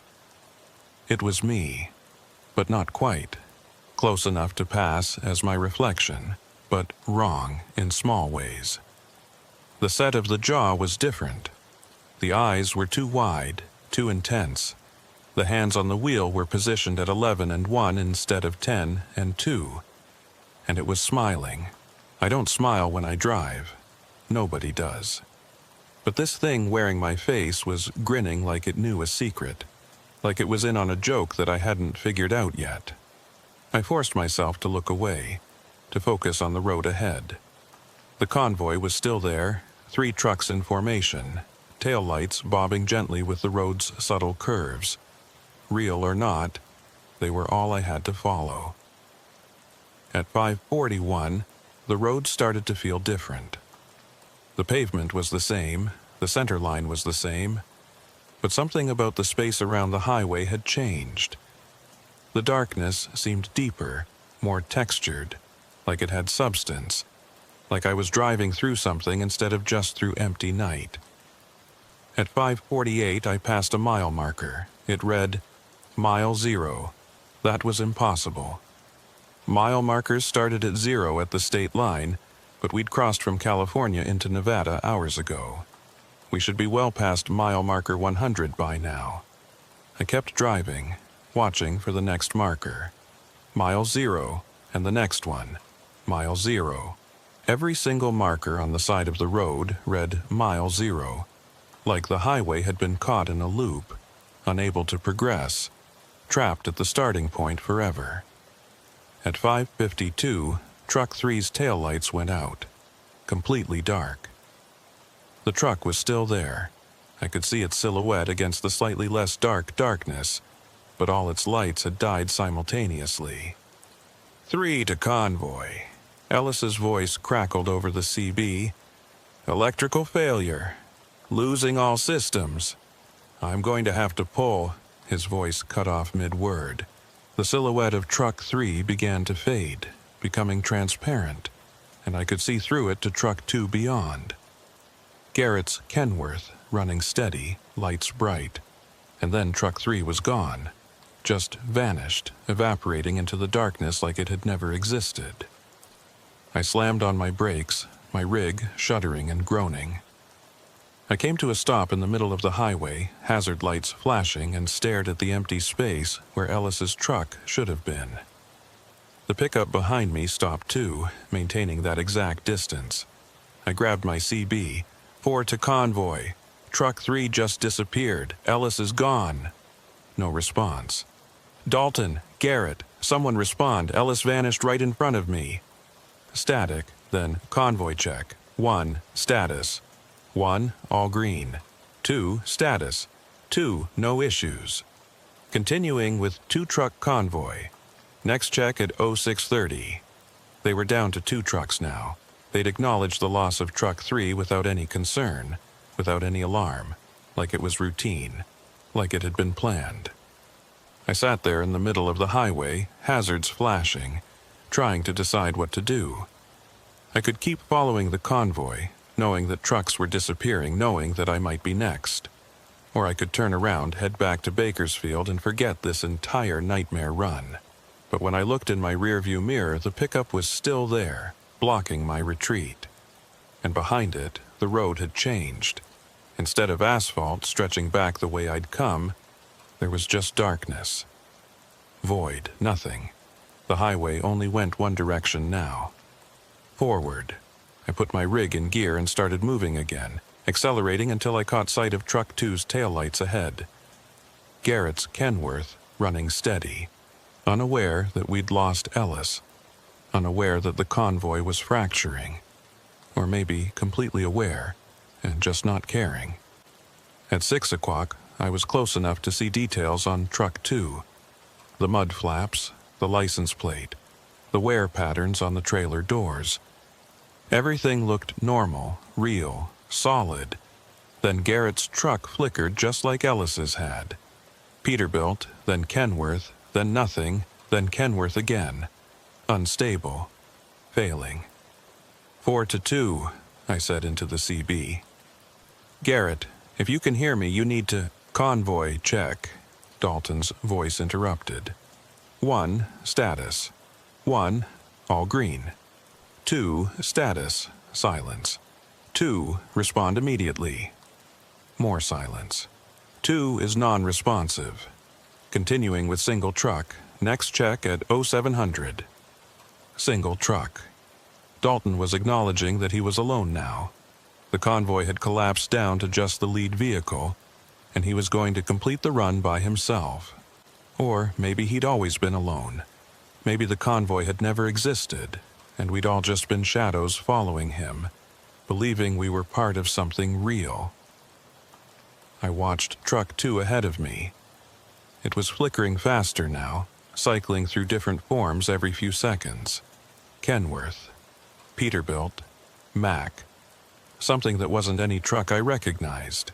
Something with too many wheels and lights that didn't belong on any vehicle. And then, at 6:04, it disappeared. One moment it was there, solid and real. The next moment, nothing. Just empty highway, and the distant taillights of Truck 1, miles ahead now, pulling away faster than I could possibly catch up. I was alone. No, not alone. I looked in my mirror, and the pickup was still there, closer than ever. Maybe 20 yards back now, close enough that I could see my doppelganger's eyes in the rearview mirror, see the wrongness in them, see the hunger. "You're not me," I said out loud. The CB crackled. My voice came through. "Are you sure? How do you know which one of us is real? I'm driving my truck. I'm in my body. I'm real. Or I'm driving my truck, and you're the shadow. You're the thing that follows. You're the ghost that doesn't know it's dead. I'm not dead. Then why can't they hear you? Why did they drop you from the convoy count? Why are you still here when everyone else has moved on?" I didn't have an answer to that. At 6:17, I passed another mile marker. Still mile 0. At 6:23, my fuel gauge dropped to empty. Just dropped, instantly, from 3/4 full to the red line. But the engine kept running, didn't sputter, didn't show any sign of fuel starvation. At 6:29, I caught up to Truck 1. Dalton's Peterbilt, running steady in the darkness. The last real truck in the convoy. Or maybe not real at all, maybe just as much a phantom as the others. I pulled up alongside him, matching his speed, looking over at his cab. I could see him through the window, lean, weathered face, cat diesel cap, eyes fixed on the road ahead, not acknowledging me, not even glancing in my direction. I honked my horn. 3 long blasts that should have been impossible to ignore. He didn't react, just kept driving, steady as a metronome like I wasn't there at all. I grabbed my CB. 4 to lead, Dalton, I'm right next to you. Look over, I'm here. No response. I honked again, longer this time, laying on the horn until my hand hurt. Dalton's truck flickered. For just a second, I saw through it to the empty highway beyond. Then it solidified again. Real and present, but I knew the truth now. It was failing, fading. Soon it would disappear like the others, and I'd be truly alone on this endless highway. At 6:30, Dalton called for the convoy check. 1, status. 1, all green. Continuing solo to Reno. ETA 0700. Reno. He still thought he was going to Reno. Still believed in the delivery, the deadline, the reality of the run. I wanted to shake him, to make him see that we weren't going to Reno, that we weren't going anywhere, that we were trapped in a loop between mile markers that all read 0. But I couldn't reach him. He was in his own version of this nightmare, following his own GPS, believing his own instruments, completely unaware that I was right next to him. At 6:34, his truck started to fade.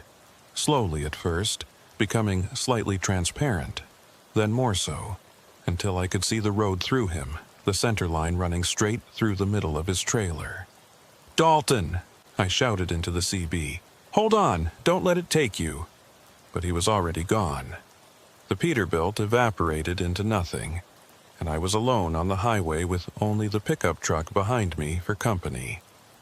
I slowed down, stopped, sat in the middle of the road with my engine idling and my hands shaking on the wheel.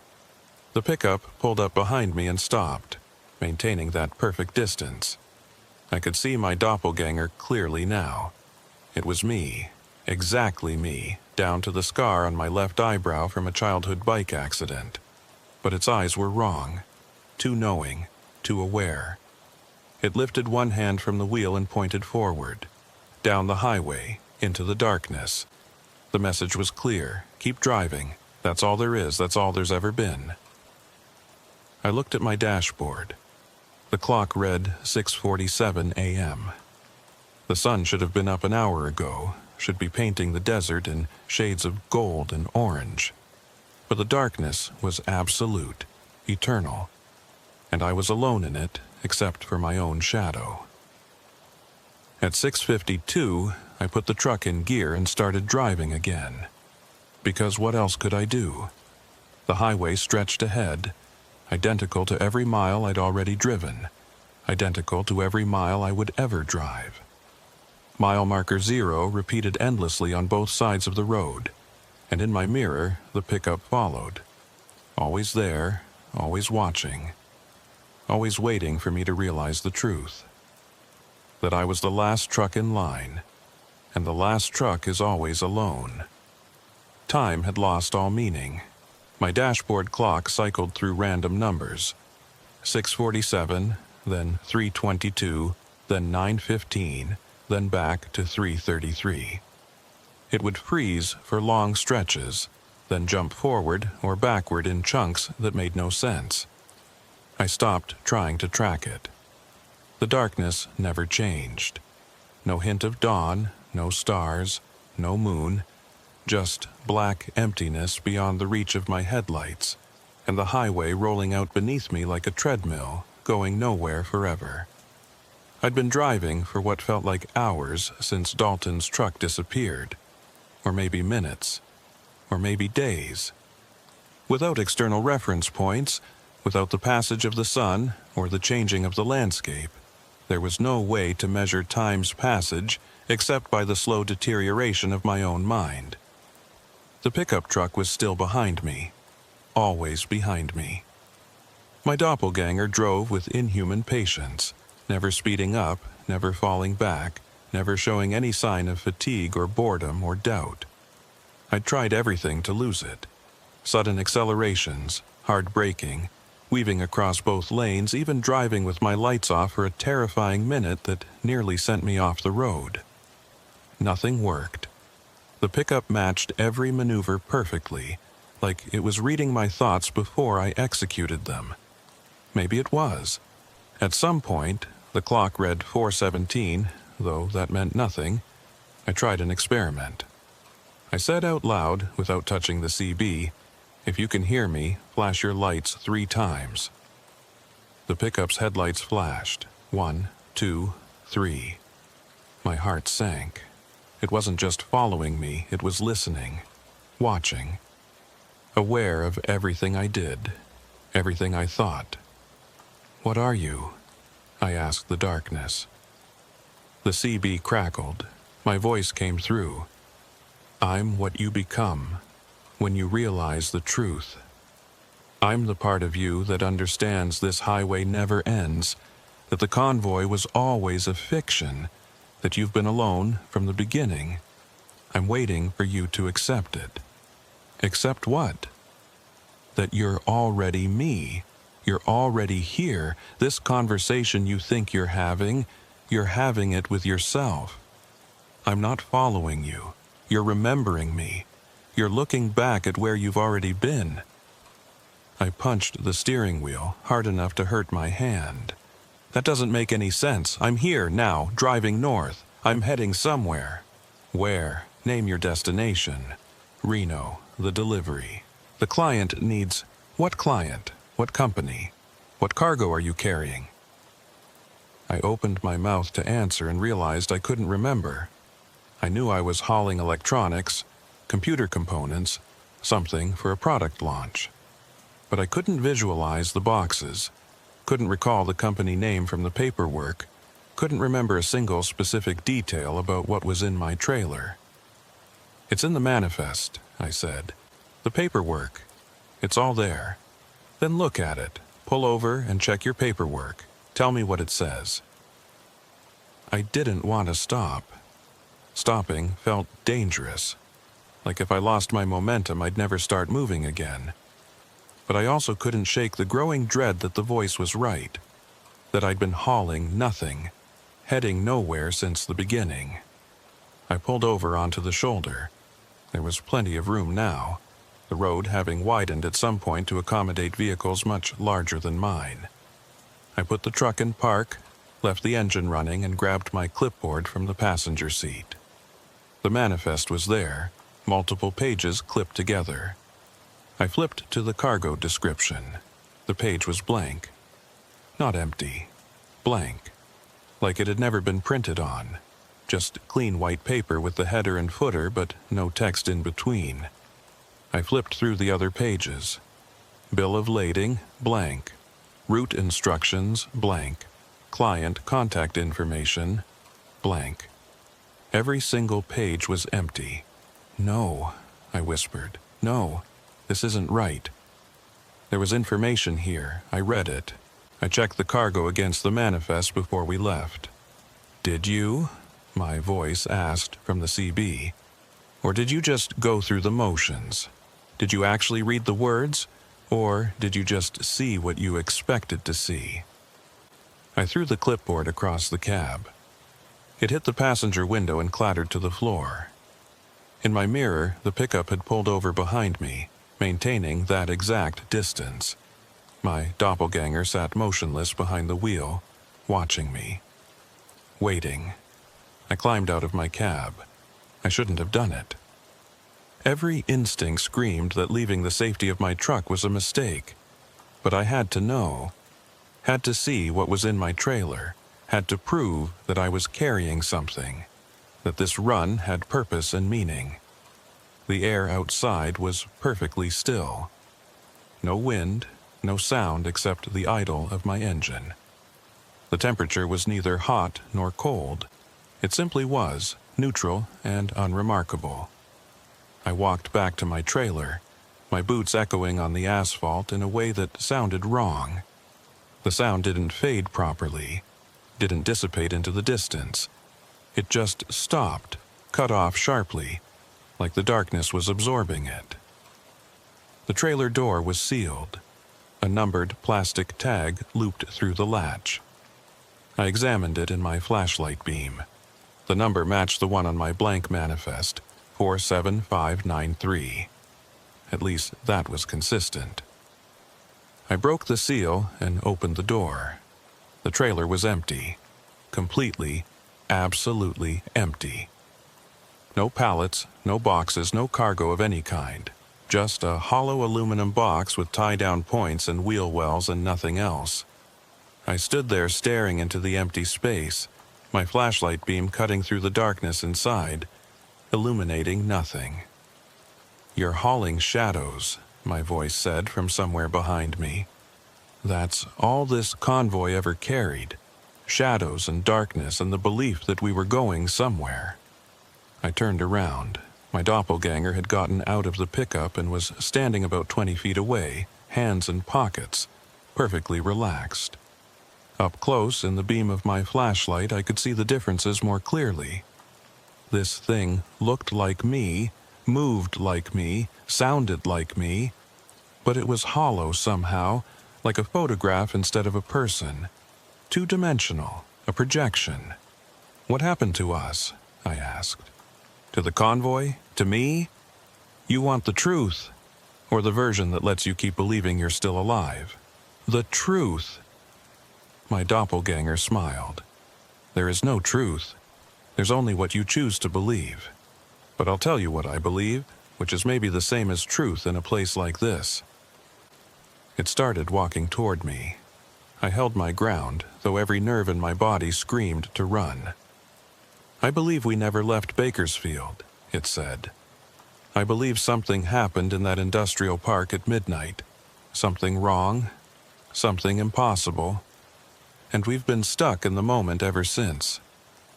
We're hauling empty trailers through empty darkness, following phantom trucks driven by phantom drivers, all of us trapped in the same loop. Then why am I the only one who sees it? Why didn't the others? Who says you're the only one? Maybe Dalton knew. Maybe they all knew. Maybe everyone in that convoy was having this exact same conversation with their own shadow. All of us simultaneously aware and unaware. All of us driving toward a destination that recedes faster than we can approach it. It was right in front of me now, close enough to touch. I could see my own reflection in its eyes. Or maybe I was the reflection, and it was real, and I'd gotten them confused. The last truck sees it first because the last truck is furthest from the lie, it continued. You're at the back, so you're the first to notice when the convoy starts to unravel. But eventually, everyone sees it. Everyone realizes. And then they fade, one by one, until only the shadow remains. I don't accept that. There has to be a way out. There has to be. There is. You're looking at it. It held out its hand. An offering, an invitation. Stop fighting, it said gently. Stop trying to drive toward Reno or back to Bakersfield or anywhere else. Accept that the highway is all there is, all there ever was. Stop being the man who's lost and become the shadow that knows the way. What way? You just said there's no destination.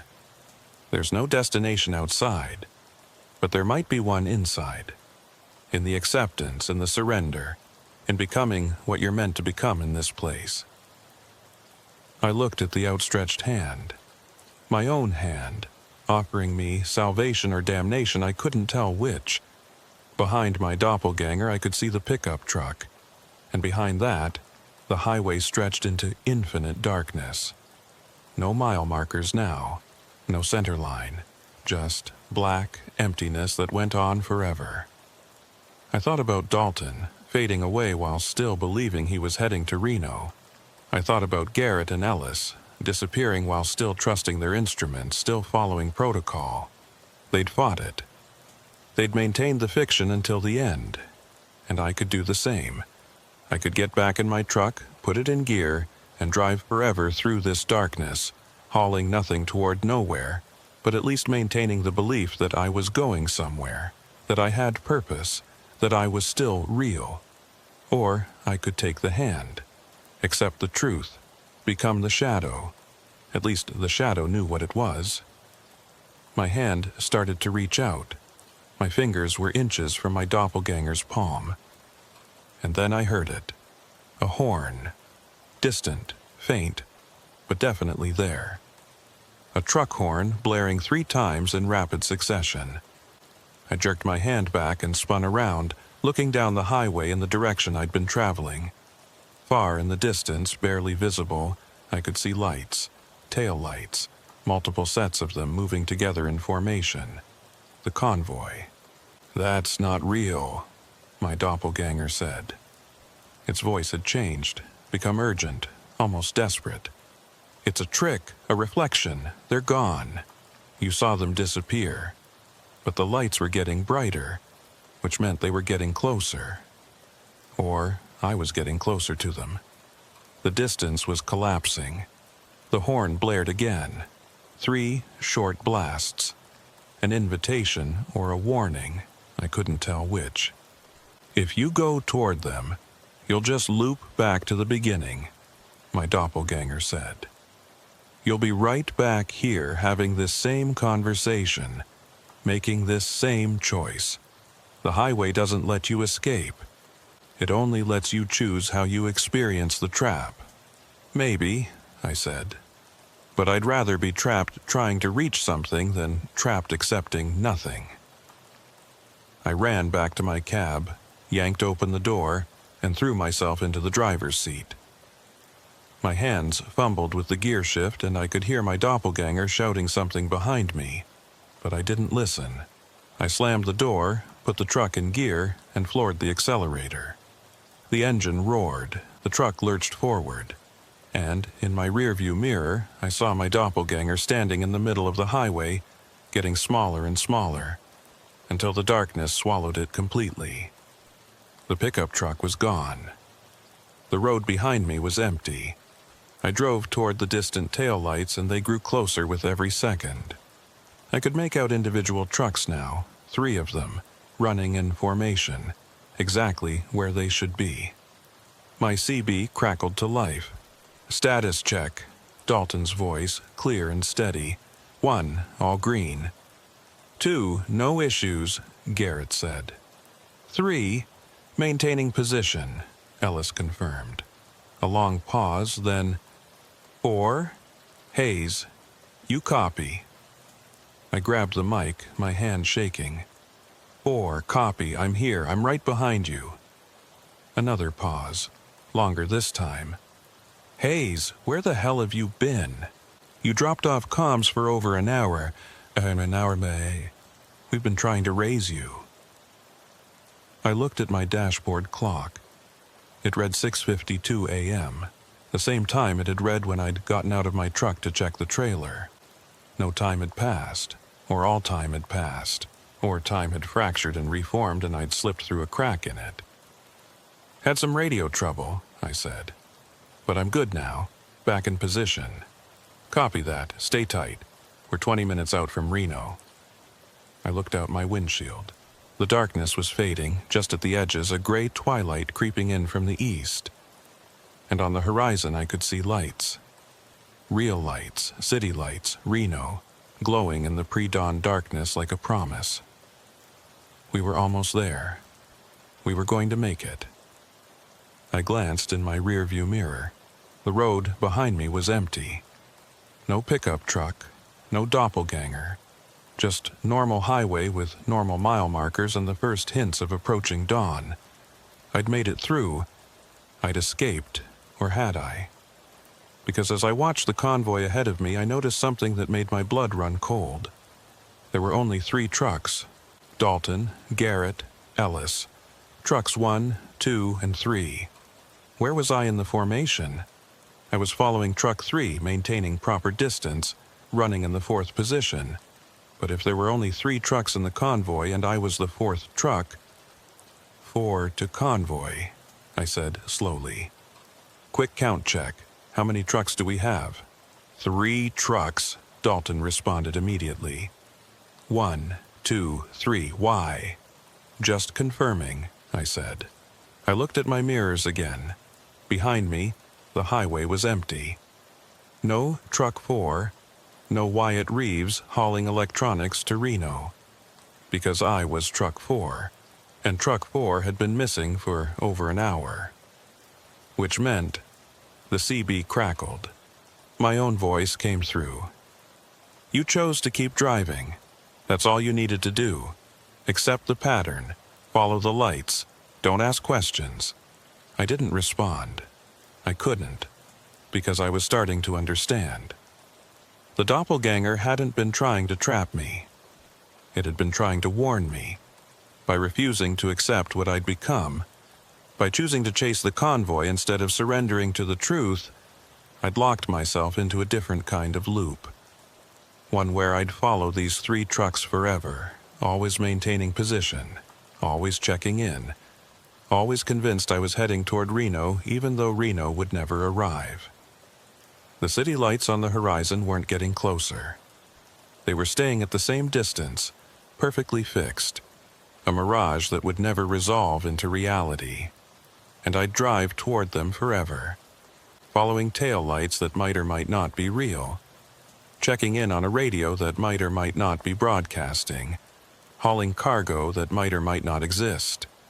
The last truck in line, always watching, always following, always alone, even when surrounded by the convoy. At 7:04 a.m., Dalton called for a status check.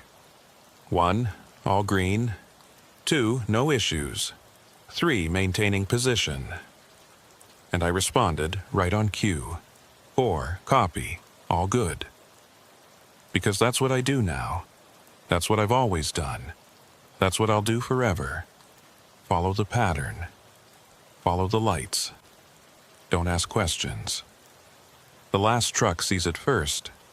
But seeing doesn't mean escaping. It just means you understand what you've become. The city lights never got closer. I'd been watching them for what my clock said was 15 minutes, but what felt like hours.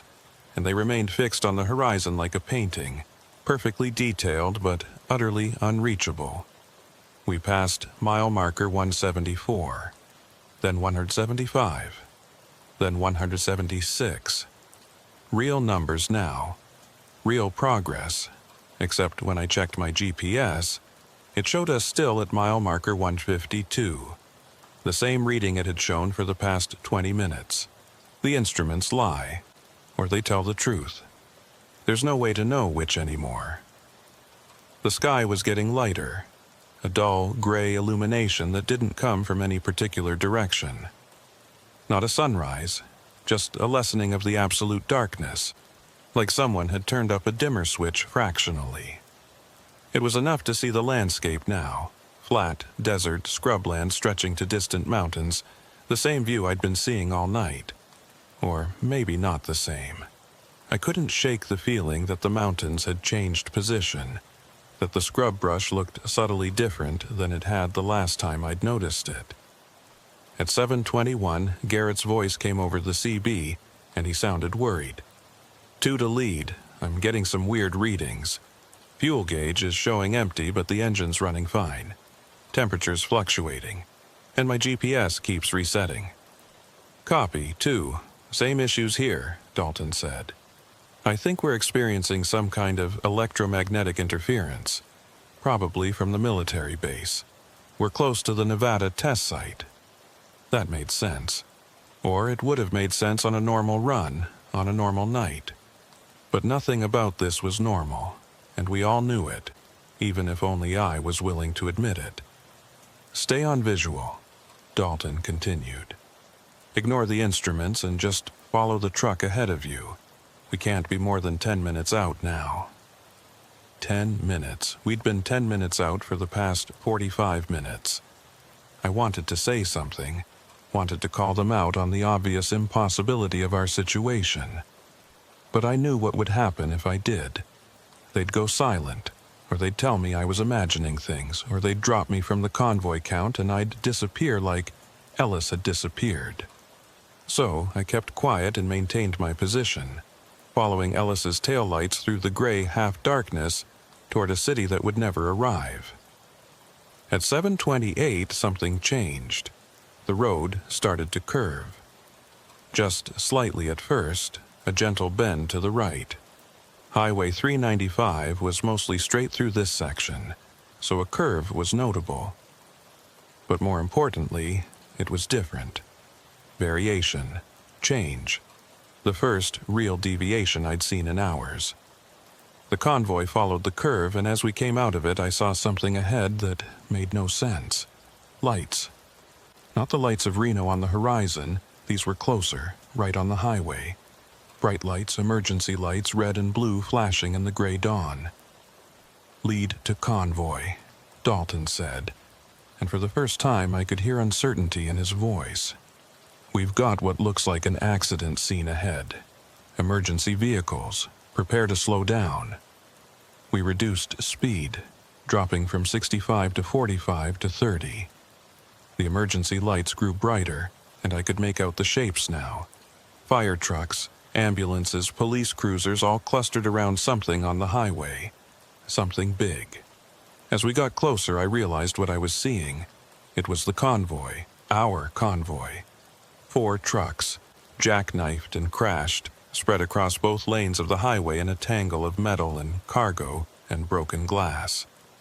Emergency responders were moving between the wrecks, and I could see tarps laid out on the asphalt, the unmistakable shape of bodies beneath them. Jesus Christ, Garrett whispered over the CB. We came to a complete stop about 100 yards from the accident scene. I sat in my cab, staring at the wreckage, trying to make sense of what I was seeing. That was Dalton's Peterbilt, the blue paint scraped and dented but still recognizable. That was Garrett's Kenworth, lying on its side, the trailer split open. That was Ellis's Mack, completely destroyed, the cab crushed beyond recognition. And that was my Freightliner, the 4th truck in line, smashed into the back of Ellis's trailer like I'd failed to brake in time. I looked down at my hands on the steering wheel. Solid. Real. I could feel the vibration of the engine through my seat, smell the diesel exhaust, hear the crackle of the CB. I was here. I was alive. I was real. So what the hell was I looking at? A state trooper walked toward our convoy, flashlight in hand despite the growing dawn light. He approached Dalton's truck first, and I watched him gesture, saw Dalton's window roll down, saw them have a conversation I couldn't hear. The trooper moved down the line. Garrett, Ellis, and then he was at my window, tapping on the glass with his flashlight. I rolled it down. He was young, maybe 30, with the tired eyes of someone who'd been up all night dealing with tragedy. "You guys part of this convoy?" he asked. I couldn't speak. My throat had closed up. The trooper's expression shifted to concern. "Sir, are you all right? Are you injured?" "I don't understand," I finally managed. "We're right here. We're alive. How can we be—" I gestured toward the wreck. The trooper followed my gesture, then looked back at me with growing alarm. "Sir, what convoy are you talking about? What wreck?" I pointed again. "Right there. The 4 trucks. The accident." He turned and looked where I was pointing, and I saw his expression change from concern to something else. Pity, maybe, or fear. "Sir," he said slowly, "there's nothing there. The highway's completely clear." I looked again. The emergency vehicles were gone. The wrecked trucks were gone. The tarps, the bodies, everything just vanished. The highway stretched ahead, empty and pristine in the gray morning light. But "I think you need to pull over and let us check you out," the trooper said. "You might be experiencing some kind of episode. Exhaustion, maybe, or—" his radio crackled. A dispatcher's voice. "All units be advised. We have a report of a 4-truck convoy accident on Highway 395, approximately 10 miles north of your current position. Multiple fatalities. All available units respond." The trooper's face went pale. He grabbed his radio. "Copy that. I'm on scene now, but—" He paused, looking at me, then at the empty highway ahead. "Dispatch, can you confirm the location? I'm showing nothing at my current coordinates." "Location confirmed, 10 miles north. Fire department is en route. Estimated arrival 10 minutes. Copy." He turned back to me. "Sir, I need you to stay here. Don't move your vehicle. I'm going to call this in to my supervisor." He walked back toward his patrol car, radio in hand, leaving me sitting in my truck with more questions than answers. I looked at my CB. "Dalton? Garrett? Ellis? Anyone copy?" No response. Not even static. The CB was dead. I looked ahead at the other 3 trucks in the convoy. They were still there, engines idling, exactly where they'd been. But as I watched, Dalton's truck started to fade, slowly becoming transparent, and I could see through it to the highway beyond. Then Garrett's, then Ellis's. Within 30 seconds, they were gone.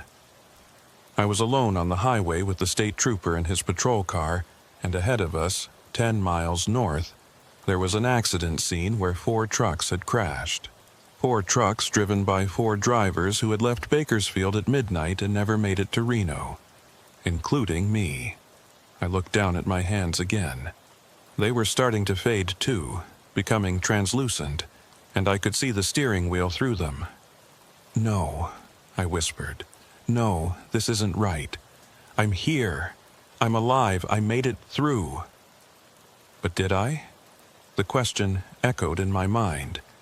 Did I make it through, or did I just refuse to accept that I didn't? My CB crackled back to life. My doppelganger's voice, gentle and sad. "You chose to keep driving. You chose to follow the lights. And now you're going to keep making that choice over and over, every night for the rest of time.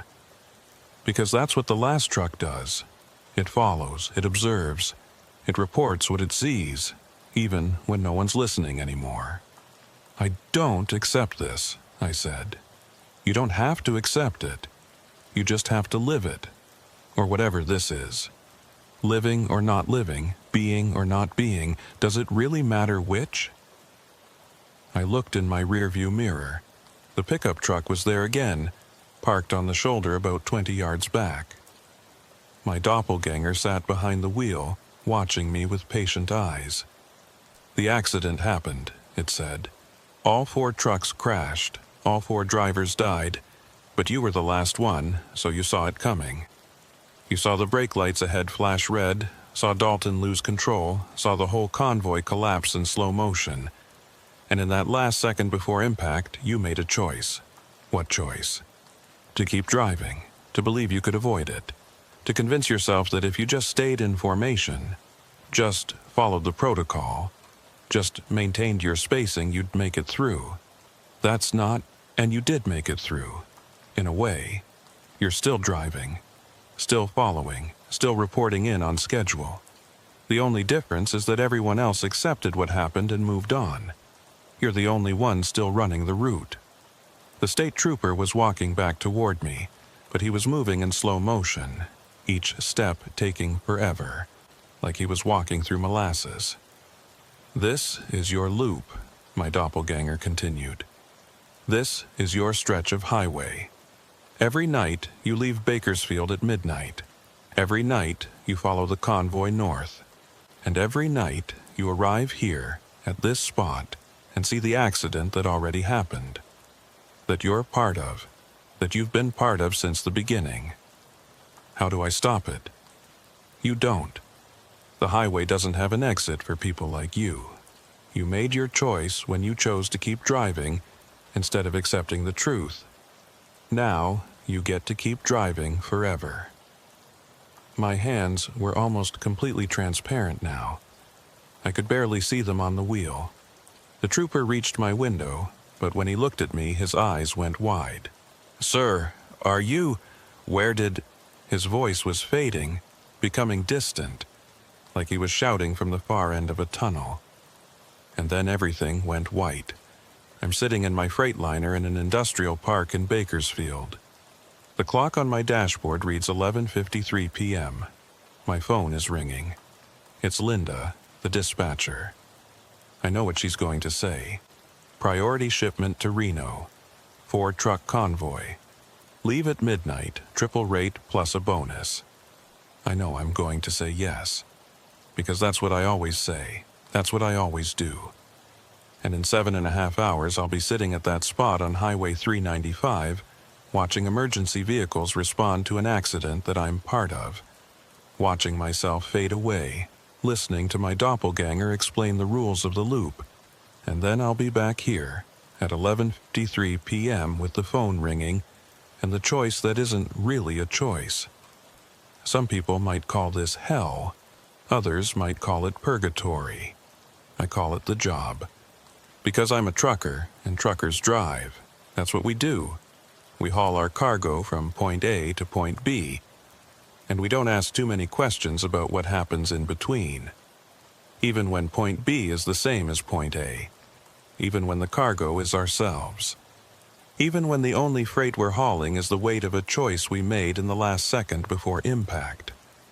The phone is ringing. I'm going to answer it. I always answer it. And in the morning, if morning ever comes, someone will find 4 trucks crashed on Highway 395, 10 miles north of the last place I remember being real. They'll find 4 bodies in 4 cabs, all of us dead on impact, all of us gone before we knew what happened. But one of those bodies won't quite be dead. Not completely. Because I'm the last truck in line, and the last truck always sees it first. Sees the crash, sees the death, sees the loop, and chooses to keep driving anyway. The phone is ringing. I pick it up. "Reeves," I say, my voice steady and professional. "Yeah, I'm available. What's the run?" And the loop begins again.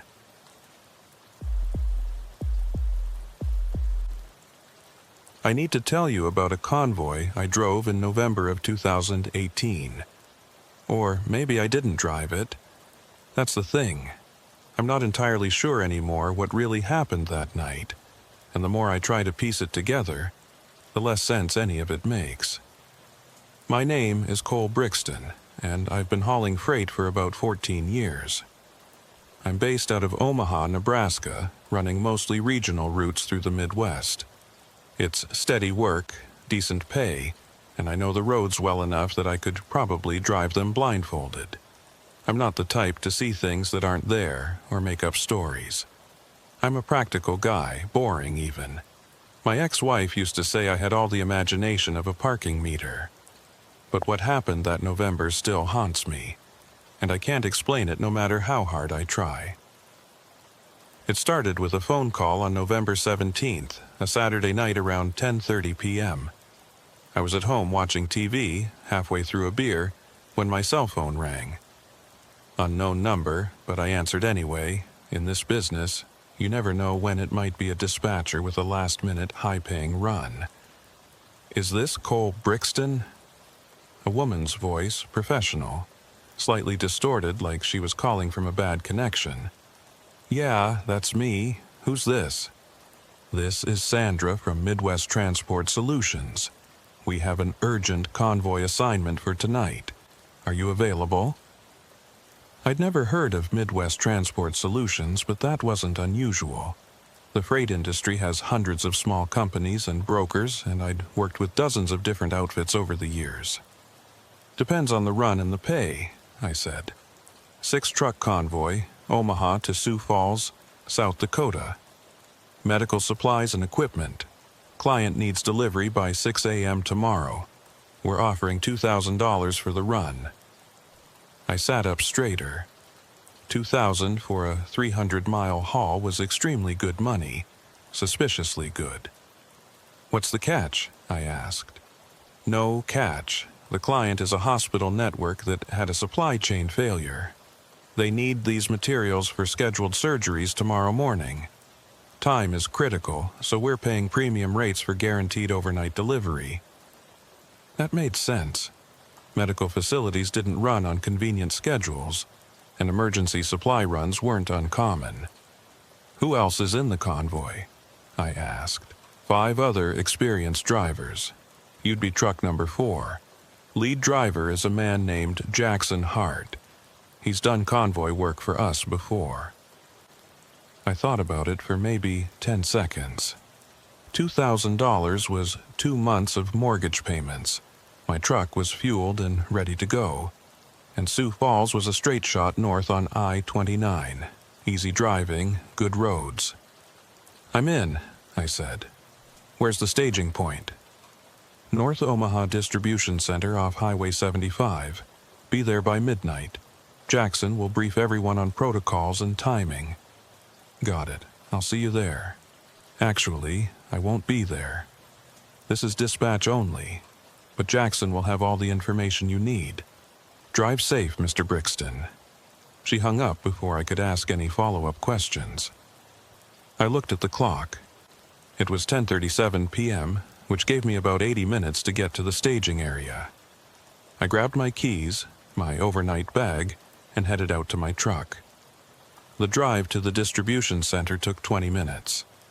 It was a cold November night, temperature in the mid-30s, with a light wind that made it feel colder. The roads were mostly empty, just a few cars and the occasional truck heading to or from the interstate. I pulled into the distribution center at 11:48 p.m. It was a large facility with multiple loading docks and a sizable parking lot. 5 trucks were already there, lined up near the main gate, engines running, exhaust rising into the cold night air. I pulled into the 6th position and killed my engine. As I climbed down from the cab, a man walked over from the lead truck. He was maybe 45, tall and lean, with short graying hair and a weathered face that suggested years of outdoor work. "Cole Brixton?" he asked, extending his hand. "That's me. You must be Jackson." "Jackson Hart, yeah. Glad you could make it on short notice." He had a firm handshake and direct eye contact. "Let me introduce you to the others." We walked down the line of trucks. The 2nd position was driven by a younger guy named Travis, probably late 20s with nervous energy and a ready smile. 3rd position was Marcus, an older black man with gray in his beard and calm, intelligent eyes. Fifth position was driven by a woman named Sarah, the first female trucker I'd met in a convoy, though that was becoming more common.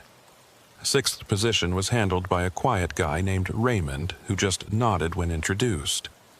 "All right, everyone gather around," Jackson said once introductions were done. "Let me brief you on the run."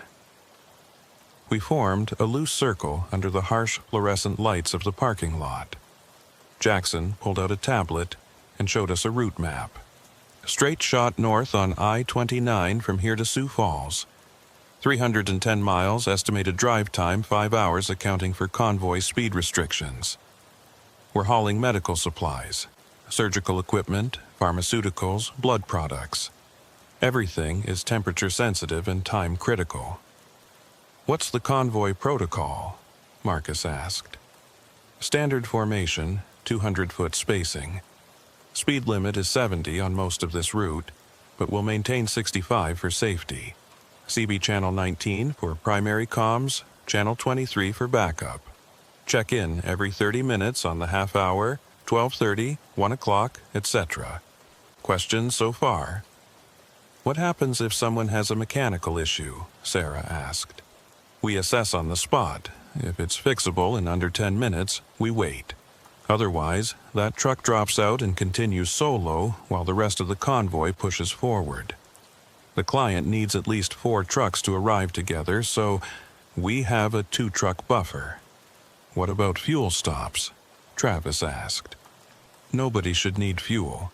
This is a 5-hour run, and everyone should have at least half a tank. But if someone's running low, call it in immediately and we'll coordinate a quick stop." Jackson looked around the circle.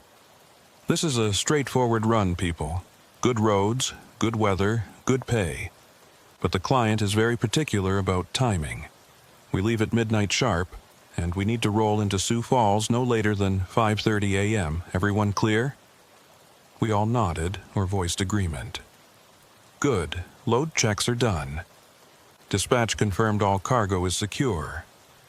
Do your own pre-trip inspections and be ready to roll in 10 minutes. I walked back to my truck and did my inspection. Everything looked good. Tires, lights, brakes, coupling, cargo seals. The trailer was a standard refrigerated unit, and I could hear the cooling system humming. Temperature gauge on the side read 38 degrees Fahrenheit, right in the safe zone for medical supplies. At 11:58 p.m., Jackson's voice came over the CB. "Convoy check. Sound off by position." "1, ready," Jackson said. 2, good to go, Travis responded. 3, ready, Marcus said in his deep, calm voice. 4, ready, I said. 5, all set, Sarah confirmed. 6, good, Raymond said quietly. Excellent. Wheels up in 90 seconds. Maintain spacing, maintain speed, maintain comms. Let's get this done. At exactly midnight, Jackson's brake lights flashed twice, and his rig rolled forward. Travis followed, then Marcus, then me, then Sarah, then Raymond. We formed a line of lights cutting through the darkness. 6 trucks moving as one unit, heading toward the interstate. The first 30 minutes were completely routine. We merged onto I-29 North, settled into formation at 65 miles per hour, and watched the mile markers tick by. The highway was nearly empty. Just us and the occasional car passing in the opposite direction. The night was clear, stars visible overhead, temperature holding steady in the mid-30s. At 12:30, Jackson called for the first check-in. Convoy check, sound off. 1, all systems green. 2, no issues. 3, good here. 4, all good, I said. 5, maintaining position. 6, status green. Roger. Next check at 1 o'clock. Keep it tight, everyone. I settled into the familiar rhythm of highway driving, watching Marcus's taillights ahead of me, occasionally glancing at my mirrors to confirm Sarah was maintaining proper spacing behind me, monitoring my gauges, staying alert but relaxed. At 12:47, something small caught my attention. We passed a mile marker that read 92, which seemed right for our location. But something about it looked off. The reflective surface was too bright, or the wrong shade, or positioned at a slightly wrong angle. I couldn't put my finger on what bothered me about it, but it nagged at me. At 12:53, we passed another mile marker. Mile 97. Again, something felt wrong about it, though I couldn't say what. I keyed my CB. 4 to Convoy. Anyone else think the mile markers look weird tonight? There was a pause. Then Travis responded. 2 here. What do you mean by weird? I don't know, just off somehow, different than usual. Marcus's voice. 3 here. I see what you mean. They look newer, maybe, like they were recently installed. That's it, I said. They look too new, like they haven't weathered. Jackson. I-29 does regular maintenance and marker replacement. Probably just a fresh batch, nothing to worry about. Copy that, I said, though I wasn't entirely convinced. At 1:00 a.m., Jackson called for the scheduled check-in. We all responded normally. Everything was fine. We were making excellent time. By my GPS calculation, we were slightly ahead of schedule. At 1:17, I noticed something else that struck me as odd. We passed an exit sign for a town called Ashford. I'd driven I-29 dozens of times, and I'd never heard of Ashford. I pulled out my phone and checked the map. No town named Ashford appeared on the road. I zoomed in, thinking maybe it was too small to show at normal scale. Still nothing. The highway went through several small towns, Percival, Hamburg, Tabor, but no Ashford. 4 to Convoy, I said. Did we just pass an exit for Ashford? Affirmative, Jackson said. Small town, about 2 miles east of the highway.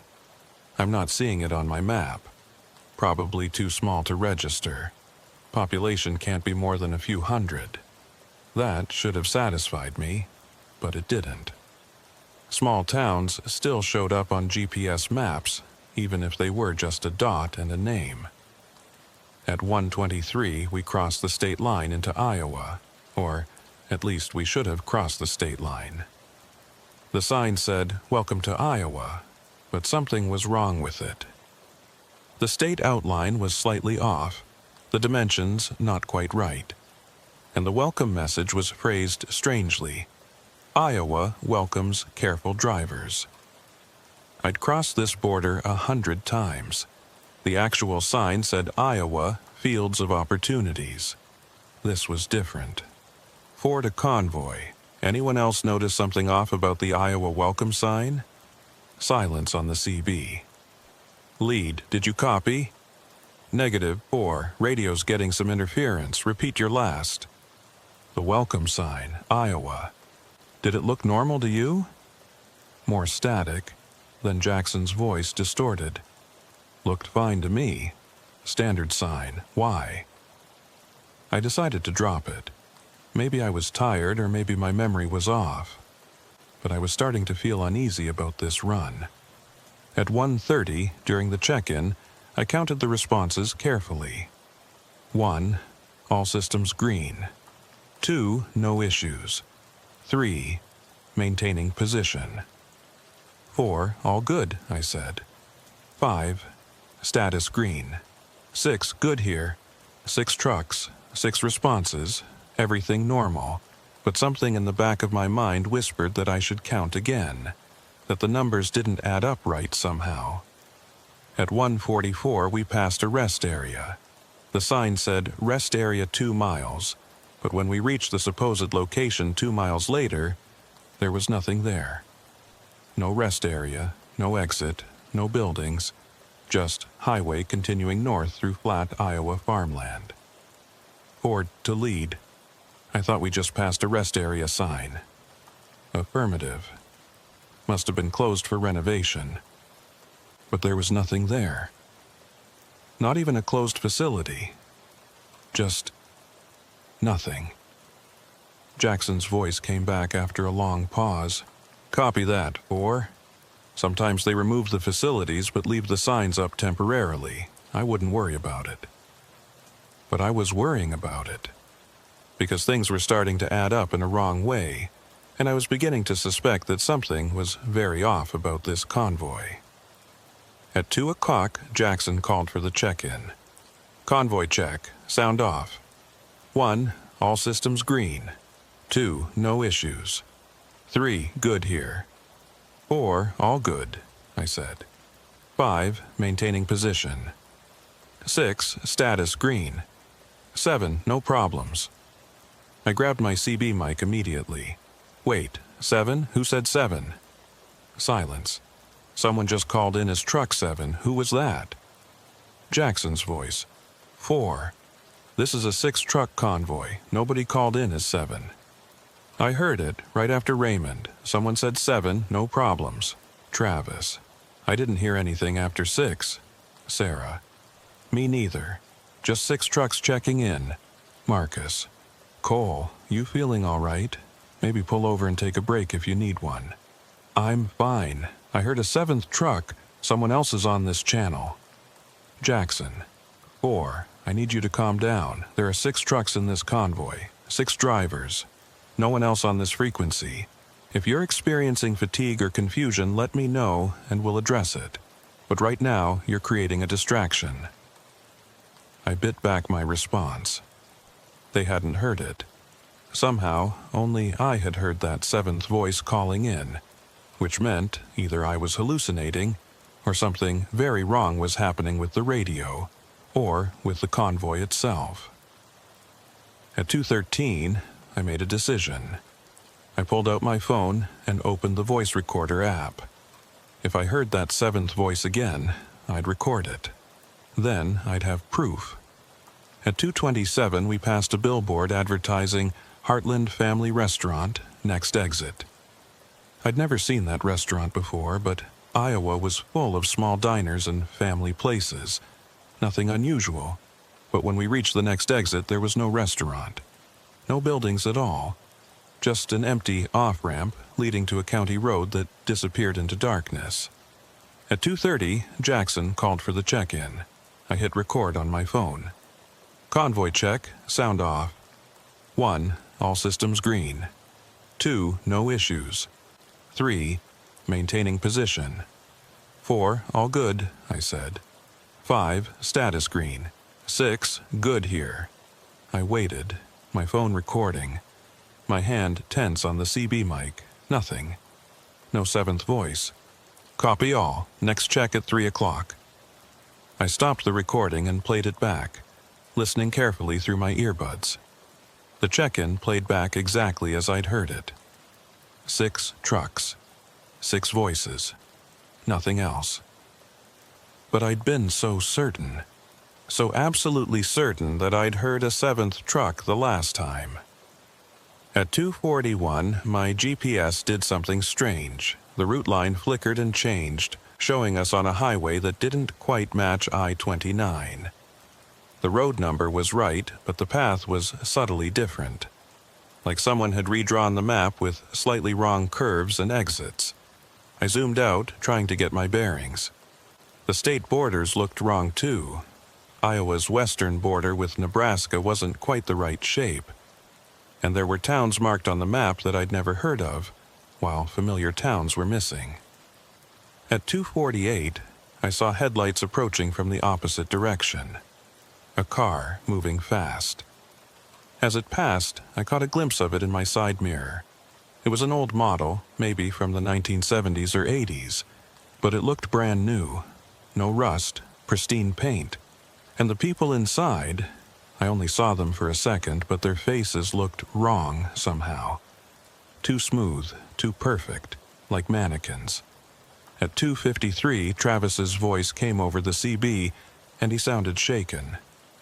2 to Convoy. I need to report something weird. My odometer just reset to 0. What do you mean, reset? Jackson asked. I mean it was showing 82,000 miles, and now it's showing 0. Just zeroed out while I was watching it. "Probably an electrical glitch," Jackson said. "Is your engine running normally?" "Yeah, everything else is fine, just the odometer." "Monitor it and let me know if anything else happens." "Copy." At 3 a.m., Jackson called for the check-in. I recorded it again. "Convoy check, sound off." 1, and all systems green. 2, no issues besides the odometer thing. 3, maintaining position. 4, all good, I said, though nothing was good. 5, status green. 6, good here. And then clear as day. 7, all systems green. I grabbed my mic. "There, did everyone hear that? 7. Jackson.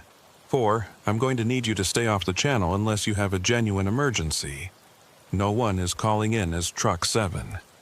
But I heard it, clear as anything. You're the only one hearing it, Cole. Which means the problem is on your end. Check your radio, check your hearing, check your mental state, but stop disrupting the convoy comms." I played back the recording, hands shaking. The audio was clear. 6 trucks, 6 voices, nothing more. But I had heard it, I knew I had heard it. At 3:17, my temperature gauge, which had been steady at 38 degrees all night, suddenly dropped to 29, then jumped to 45, then back to 38. At 3:23, we passed mile marker 187. 5 minutes later, we passed mile marker 187 again. The same marker. The same exact dent in the post, the same angle, the same reflection pattern. We were looping. The highway was repeating itself. At 3:30, during the check-in, I didn't bother recording. I just counted carefully. 6 voices responded, but in my rearview mirror, I counted the trucks behind me. Sarah in position 5, Raymond in position 6, and a 7th truck, running dark, no company markings, maintaining perfect spacing behind Raymond. I could see it. It was right there. A 7th truck that shouldn't exist following our convoy through the Iowa darkness. And as I watched, an 8th truck pulled in behind it. Then a 9th. The convoy was growing, adding trucks that nobody could hear, that nobody but me could see, that weren't supposed to be there. At 3:47, I made a decision that probably saved my life, or at least my sanity. I slowed down, dropping from 65 to 50, creating a gap in the convoy formation. 4. "Why are you falling back?" Jackson asked. "Need to check something. Possible tire issue. Can you make it to the next exit?" "Yeah, I'll catch up once I've assessed." "Copy. Let us know when you're rolling again." I let the convoy pull ahead, watching their taillights disappear into the distance. And I watched the trucks that followed me, 7, 8, 9 of them now, slow down to match my speed, maintaining their spacing, following me instead of the main convoy. They weren't part of the convoy at all. They were following me specifically. At 3:52, I pulled off onto the shoulder, put my hazards on, and got out of my truck. The phantom trucks pulled over behind me, one after another, like dominoes. 9 trucks that made no sound, produced no exhaust, cast no light except their headlights. I walked back toward them, my flashlight cutting through the darkness. The first truck, the 7th position, looked almost normal. Almost. But the details were wrong. The manufacturer's badge was misspelled. The mud flaps had a logo I didn't recognize. The license plate was a series of numbers that didn't follow any state's format. The second truck was worse. The proportions were off. The cab was too long. The wheels were too far apart, the trailer attached at an impossible angle. The third truck wasn't a truck at all anymore. It was something shaped like a truck, but made of materials that didn't exist, following physical laws that didn't apply. I backed away slowly, returning to my cab, and pulled back onto the highway. The phantom trucks followed. And ahead, somewhere in the darkness, the real convoy drove on towards Sioux Falls, completely unaware that they'd lost Truck 4 to something that existed in the spaces between mile markers, in the gaps between check-ins, in the version of the highway that nobody was supposed to see. I drove alone through the pre-dawn darkness, followed by 9 trucks that shouldn't exist, heading toward a destination that might not be there, on a highway that had stopped making sense hours ago. And somewhere in my mind, a terrible certainty was growing. This convoy was never real. The dispatch call, the other drivers, the route itself, none of it existed in the way I understood existence. I was driving through something else, something that looked like Iowa, that pretended to be a convoy run, but was actually something much stranger and much more dangerous, and I had no idea how to get back to the real world, or if I ever would. At 4 o'clock a.m., I pulled off at an exit for a town called Riverside. I needed to stop, needed to think, needed to figure out what was happening. The phantom trucks followed me off the highway, maintaining their spacing all the way down the ramp. The town was there, buildings, streetlights, a few businesses along the main drag, but it was completely deserted. No cars, no people, no lights in any windows. Just empty structures standing in the cold November darkness like a movie set after everyone's gone home. I pulled into the parking lot of a closed gas station, my phantom convoy pulling in behind me like a procession of ghosts. Through my mirrors, I could see them more clearly now. 9 trucks, each one slightly less real than the last, stretching back into the darkness like a corrupted photograph. I grabbed my phone and tried calling dispatch, Sandra from Midwest Transport Solutions. The call wouldn't connect. Not busy, not out of service, just wouldn't connect. Like I was trying to call a number that had never existed. I tried texting my wife. The message wouldn't send. I tried opening my browser to search for Midwest Transport Solutions. The page loaded, but the search returned no results. The company didn't exist. No website, no social media presence, no listings in any freight directory. I sat there in my cab, staring at my phone, trying to process what this meant. Then I thought of something. I opened my banking app and checked my account. If this convoy was real, there should be a contract signed, a payment arrangement, something in my records. There was nothing. No contract with Midwest Transport Solutions. No pending payment. No record of any kind that I'd agreed to this run. I checked my calendar. No entry for tonight's convoy. I checked my texts and call history. No call at 10:30 p.m. from Sandra or anyone else offering me this job. According to my phone, this convoy had never been scheduled. I had no reason to be here, no reason to be driving through Iowa in the middle of the night. But I was here. My truck was here. The phantom convoy behind me was here.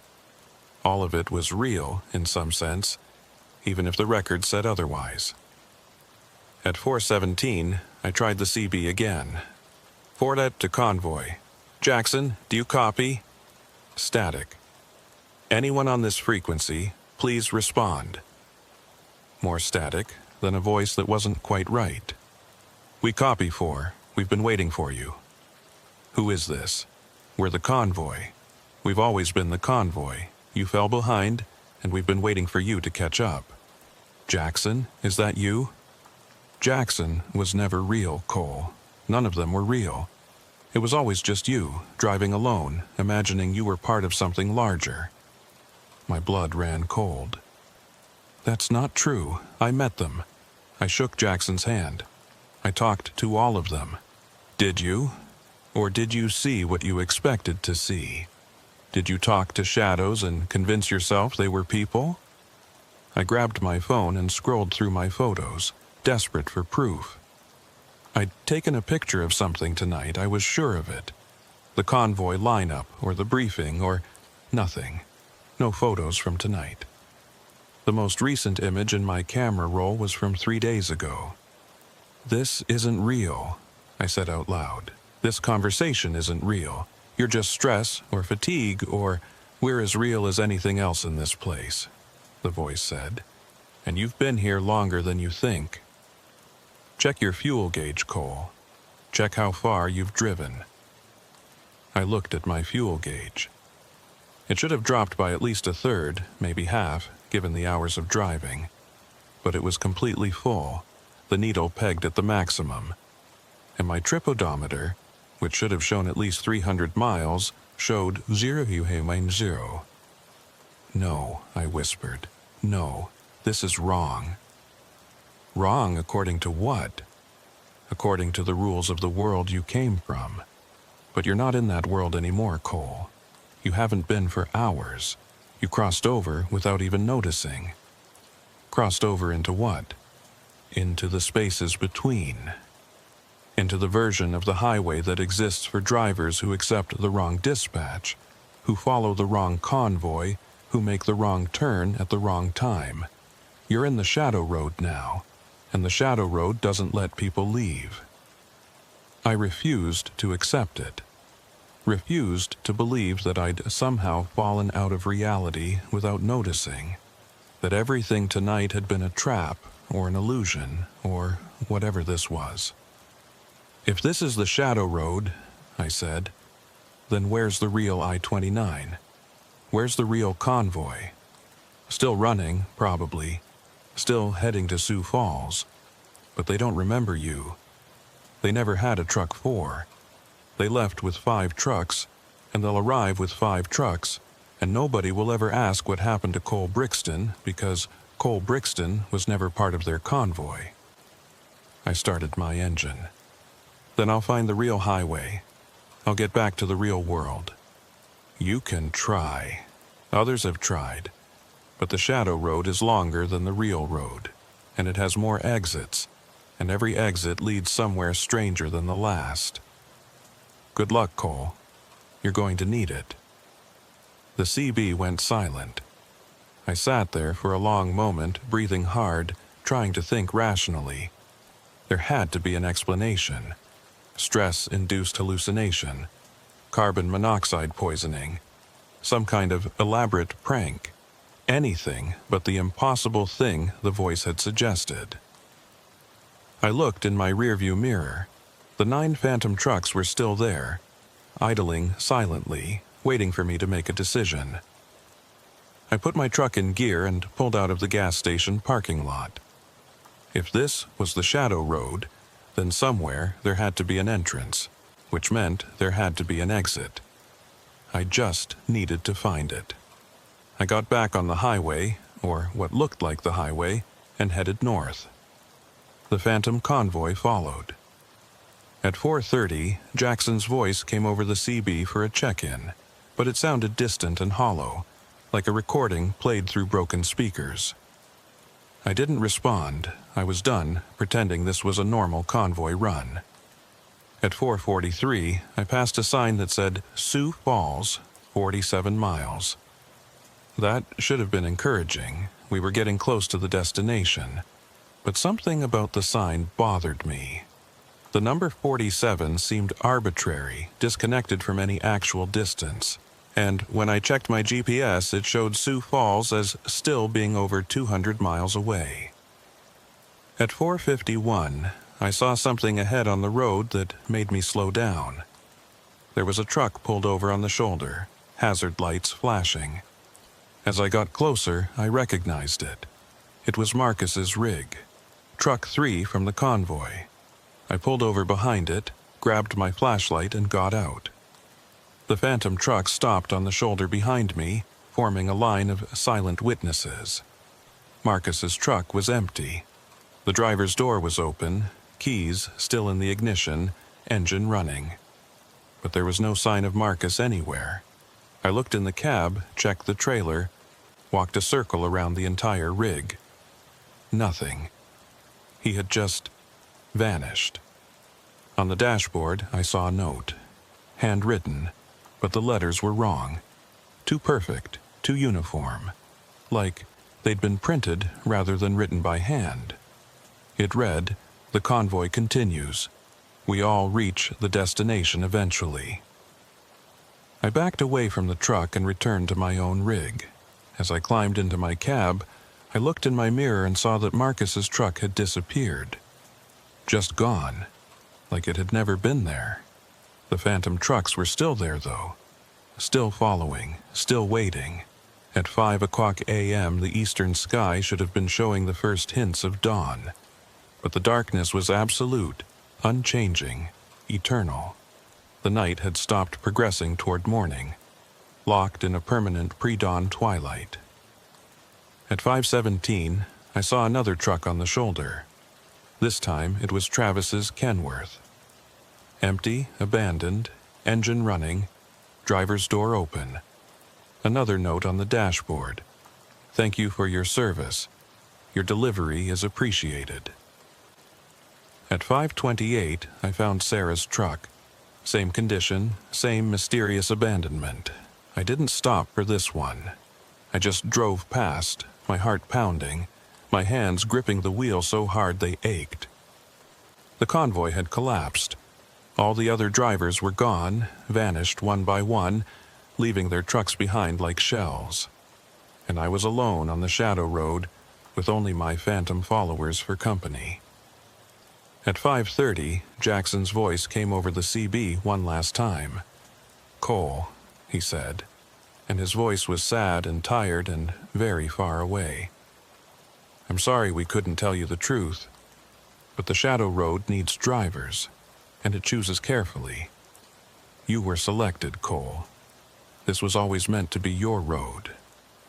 "Tell me how to get off it," I said. "Tell me how to go back. You can't go back. Nobody goes back. But you can go forward. You can accept your role, become part of the convoy that exists in the spaces between, help guide other lost drivers to their destinations." "What destinations? Where are we even going?" "Nowhere. Everywhere. It doesn't matter. The driving is the point, Cole. The eternal movement, the perpetual journey. That's what the Shadow Road offers. Freedom from arrival. Freedom from destinations. Just the pure experience of driving forever through the endless night. That's not freedom, that's hell. That's a matter of perspective." Jackson paused. "I have to go now. We all have to go. But you'll see us again, Cole. On the Shadow Road, everyone meets eventually. Safe travels." The CB went dead. At 5:47, I crested a hill and saw something that took my breath away. Ahead of me, stretching from horizon to horizon, was a vast parking lot filled with trucks. Thousands of them, maybe hundreds of thousands, all parked in perfect rows, all empty, all abandoned. The lost trucks of the Shadow Road, the vehicles of drivers who'd accepted the wrong dispatch and ended up here. And beyond the parking lot in the distance, I could see the highway continuing. The Shadow Road went on, winding through the darkness, promising more miles, more exits, more small towns that didn't quite exist. The phantom trucks behind me had multiplied. There were dozens now, maybe hundreds, all following me toward that vast graveyard of vehicles. I had a choice to make. I could keep driving, keep following the Shadow Road wherever it led, join the eternal convoy of lost drivers who'd given up trying to find the real world. Or I could stop. Park my truck in that vast lot, join all the others who'd reached this place and gone no further. Or I could try something else, something the voice hadn't mentioned, because maybe it didn't want me to know it was possible. I could reject the road entirely. At 5:53, I did something that probably saved me, though I'm still not entirely sure how or why it worked. I turned around. Not a three-point turn, not a U-turn on the highway. I literally turned the truck around, driving backward, facing the wrong direction, heading south when the Shadow Road only ran north. The highway didn't like it. The pavement started to crack beneath my tires. The mile markers began spinning backward.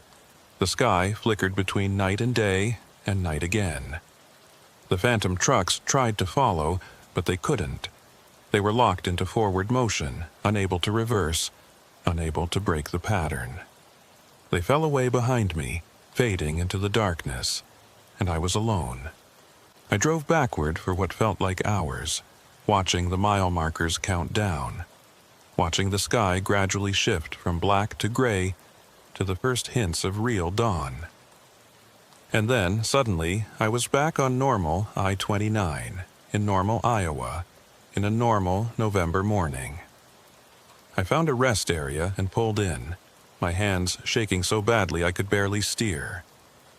I sat there in the parking lot for a long time, watching other trucks come and go, watching normal people live normal lives, grateful to be back in a world that made sense. I checked my phone. It was 6:47 a.m. Sunday, November 18th. I'd been driving all night, but the convoy had never existed. Midwest Transport Solutions had never called. Jackson, Travis, Marcus, Sarah, Raymond, none of them were real. Or maybe they were real, but they existed in a different version of the highway, a version I'd somehow accessed and escaped from. I pulled out my logbook to record the night's drive and found something that made my blood freeze. There was an entry for last night, written in my handwriting, but I didn't remember writing it. It said November 17th, 11:30 p.m. to November 18th, 6:47 a.m. solo run, Omaha to Sioux Falls. Delivery completed successfully. No incidents. But I hadn't delivered anything. I hadn't reached Sioux Falls. I'd turned around and escaped the shadow road before reaching whatever destination it had in mind. Unless I had reached Sioux Falls. Unless I'd completed the delivery in some version of reality that I couldn't remember. Unless the shadow road had used me for its own purposes while I thought I was escaping. I checked my fuel gauge. Empty. I'd burned a full tank of diesel. I checked my trip odometer. 347 miles.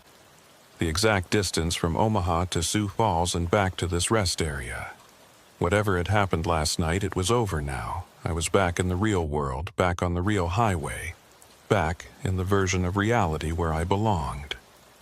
But I knew I'd never fully escape it. Because somewhere, on a highway that exists in the spaces between real roads, a convoy is still running. 6 trucks, or maybe 9, or maybe hundreds, all following the same route to the same impossible destination. And one of those trucks has my name on it. I should have let it go. Should have written it off as a stress-induced episode, a weird night of highway hallucinations, and moved on with my life. That's what any rational person would do. But I couldn't shake the feeling that what I'd experienced was real, that I'd actually driven on that shadow road and somehow found my way back.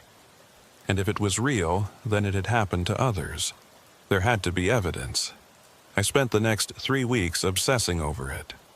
I searched online for any mention of Midwest Transport Solutions. Nothing. I called every freight company and broker in the Midwest asking if they'd heard of them. None had. I tried to find the other drivers from the convoy. Jackson Hart, Travis, Marcus, Sarah, Raymond, and came up empty on all of them. According to every searchable record, that convoy had never existed, and those people had never existed. But my logbook said I'd made the drive. My fuel receipts showed I'd burned a full tank. My own memory, fragmented and unreliable as it was, insisted that something had happened. On December 9th, I got a call from a trucker I knew named Pete Dalton. We'd run some routes together years ago and stayed in touch, swapping stories and industry gossip. "Cole, I heard something weird that made me think of you," Pete said. "You know anything about a convoy that disappeared a few years back? 6 trucks heading from Omaha to Sioux Falls?" My heart started racing. When was this? Trying to remember. I think it was 2016. Yeah, November 2016. All 6 trucks just vanished somewhere on I-29. Never reached their destination, never called in, Just gone. Massive search operation found nothing. No wrecks, no trucks, no drivers. Like they evaporated. Pete, I need everything you know about this. Every detail. Not much to tell, man. It was in the news for a few days, then the story just kind of died. Company that hired them folded soon after. Some outfit called Plains Transport or something. I only remember it because one of the drivers was a friend of a friend. Do you remember any of the drivers' names? Just one. Jackson Hart, lead driver. Guy was a legend, 20-plus years on the road, never had an accident, and then he just vanished. My skin went cold. Pete, I need to call you back. I hung up and immediately started searching. Convoy disappearance I-29, November 2016. Nothing. Jackson Hart missing trucker, 2016. Still nothing. 6 trucks disappeared Iowa. No results that matched what Pete had described. It was like the internet had been scrubbed of any mention of it. Or like Pete's memory was conflating different events. Or like the convoy existed in a liminal space where it was real enough to be remembered, but not real enough to leave permanent records. I called Pete back. Can you connect me with your friend, the one who knew Jackson Hart? Sure. I'll text you his number. Guy's name is Tom Briggs. Tell him I sent you. 20 minutes later, I was on the phone with Tom Briggs. Yeah, I remember Jackson, Tom said. Good driver, solid guy. We ran some routes together back in the day. Pete said he disappeared in 2016. That's right, November. He took a convoy job, some overnight run, and never came back. Police investigated, but they never found anything. It was like he drove off the edge of the world. Tom, this is going to sound crazy, but do you remember what company hired him for that run? Some small outfit. Transport Solutions, I think. Or Midwest Transport, something like that. Why? My pulse was hammering. Because I think I drove the same route. Same company, same convoy, last month. There was a long silence on the other end of the line. Then, Cole, if you're messing with me, I'm not. I swear I'm not. I got a call from a dispatcher named Sandra, offering me a convoy run from Omaha to Sioux Falls. 6 trucks, leaving at midnight. And when I showed up, Jackson Hart was the lead driver. That's impossible. Jackson's been missing for 2 years. I know, but I met him. I shook his hand. He briefed us on the route. Another long silence. Cole, I don't know what you experienced, but Jackson Hart is gone. If you saw someone claiming to be him, it was someone else. Maybe someone playing a sick joke, or it wasn't a joke. And it wasn't just Jackson. The whole convoy was wrong. We drove through towns that don't exist, past mile markers that repeated, into a night that never ended. I barely made it back, Tom, and I need to know if anyone else has experienced this. Look, I want to help you, but I don't know what to tell you. Jackson's disappearance was investigated thoroughly. They found his truck abandoned at a rest area in Iowa, engine running, door open, no sign of him. That's all anyone knows. Which rest area? I don't remember, but I have some of the old news clippings saved. I'll email them to you. The email arrived an hour later. 3 newspaper articles from various Iowa and Nebraska papers, all from November 2016. They described the disappearance of 6 commercial trucks and their drivers, last seen departing Omaha on the night of November 17th. November 17th, the exact same date I'd driven the convoy. 2 years apart, but the same date. The articles mention the lead driver by name, Jackson Hart, age 47, from Lincoln, Nebraska. There was a photo, the same man I'd met and shaken hands with at that industrial park. The other drivers weren't named in the articles, but one mentioned 5 additional experienced drivers, all with clean safety records. I kept digging. I spent hours searching through archived news sites, trucking forums, missing persons databases, and slowly, piece by piece, I started finding references to other disappearances. November 17, 2014. 4 trucks vanished on a convoy run from Omaha to Sioux Falls. November 17, 2012. 6 trucks disappeared, same route. November 17, 2010. 5 trucks never seen again. The pattern went back decades. Every 2 years, on November 17th, a convoy would depart Omaha heading north, and some or all of the trucks would vanish without a trace. And in every case, the company that hired them couldn't be verified afterward. Midwest Transport Solutions, Plains Transport Company, Heartland Freight Services. All ghost companies that existed just long enough to make the calls, hire the drivers, and disappear. I created a spreadsheet documenting every disappearance I could find. 27 convoys over 54 years, all following the same pattern. The earliest mention I found was from 1964, a newspaper clipping describing 6 freight haulers who vanished on Highway 29 under mysterious circumstances. Whatever the Shadow Road was, it had been claiming drivers for over half a century. On December 15th, I made a decision that probably crossed the line from research into obsession. I drove back to Omaha, to that industrial park where I'd met the convoy. It was early afternoon, cold and overcast. The facility was operational, trucks coming and going, warehouse workers loading and unloading freight. I pulled into the parking area where we'd staged that night and got out. Everything looked normal, regular industrial operations, nothing sinister or strange. But I walked to the exact spot where I'd parked my truck that night, and I noticed something odd. The pavement was darker there. Not just dirty, actually darker like it was made of different material. And when I knelt down and touched it, the asphalt felt wrong, colder than it should be, and slightly soft, like it hadn't fully solidified. "Can I help you?" I turned to find a security guard approaching, hand near his radio. "Sorry, I used to work a run out of this facility. Just checking on something. You need to leave if you don't have current business here." "Right, yeah, I'm going." As I walked back to my truck, I glanced over my shoulder. The dark patch of pavement was gone. Just normal asphalt, indistinguishable from the rest of the lot. That night, I drove past the distribution center at exactly 11:30 p.m. I parked across the street and watched. At 11:47, trucks started arriving. 1, 2, 3, 4, 5. They lined up in the same formation I remembered, though the specific rigs were different. At 11:53, a man walked out and started talking to the drivers. Even from a distance, I recognized his posture, his movements. Jackson Hart.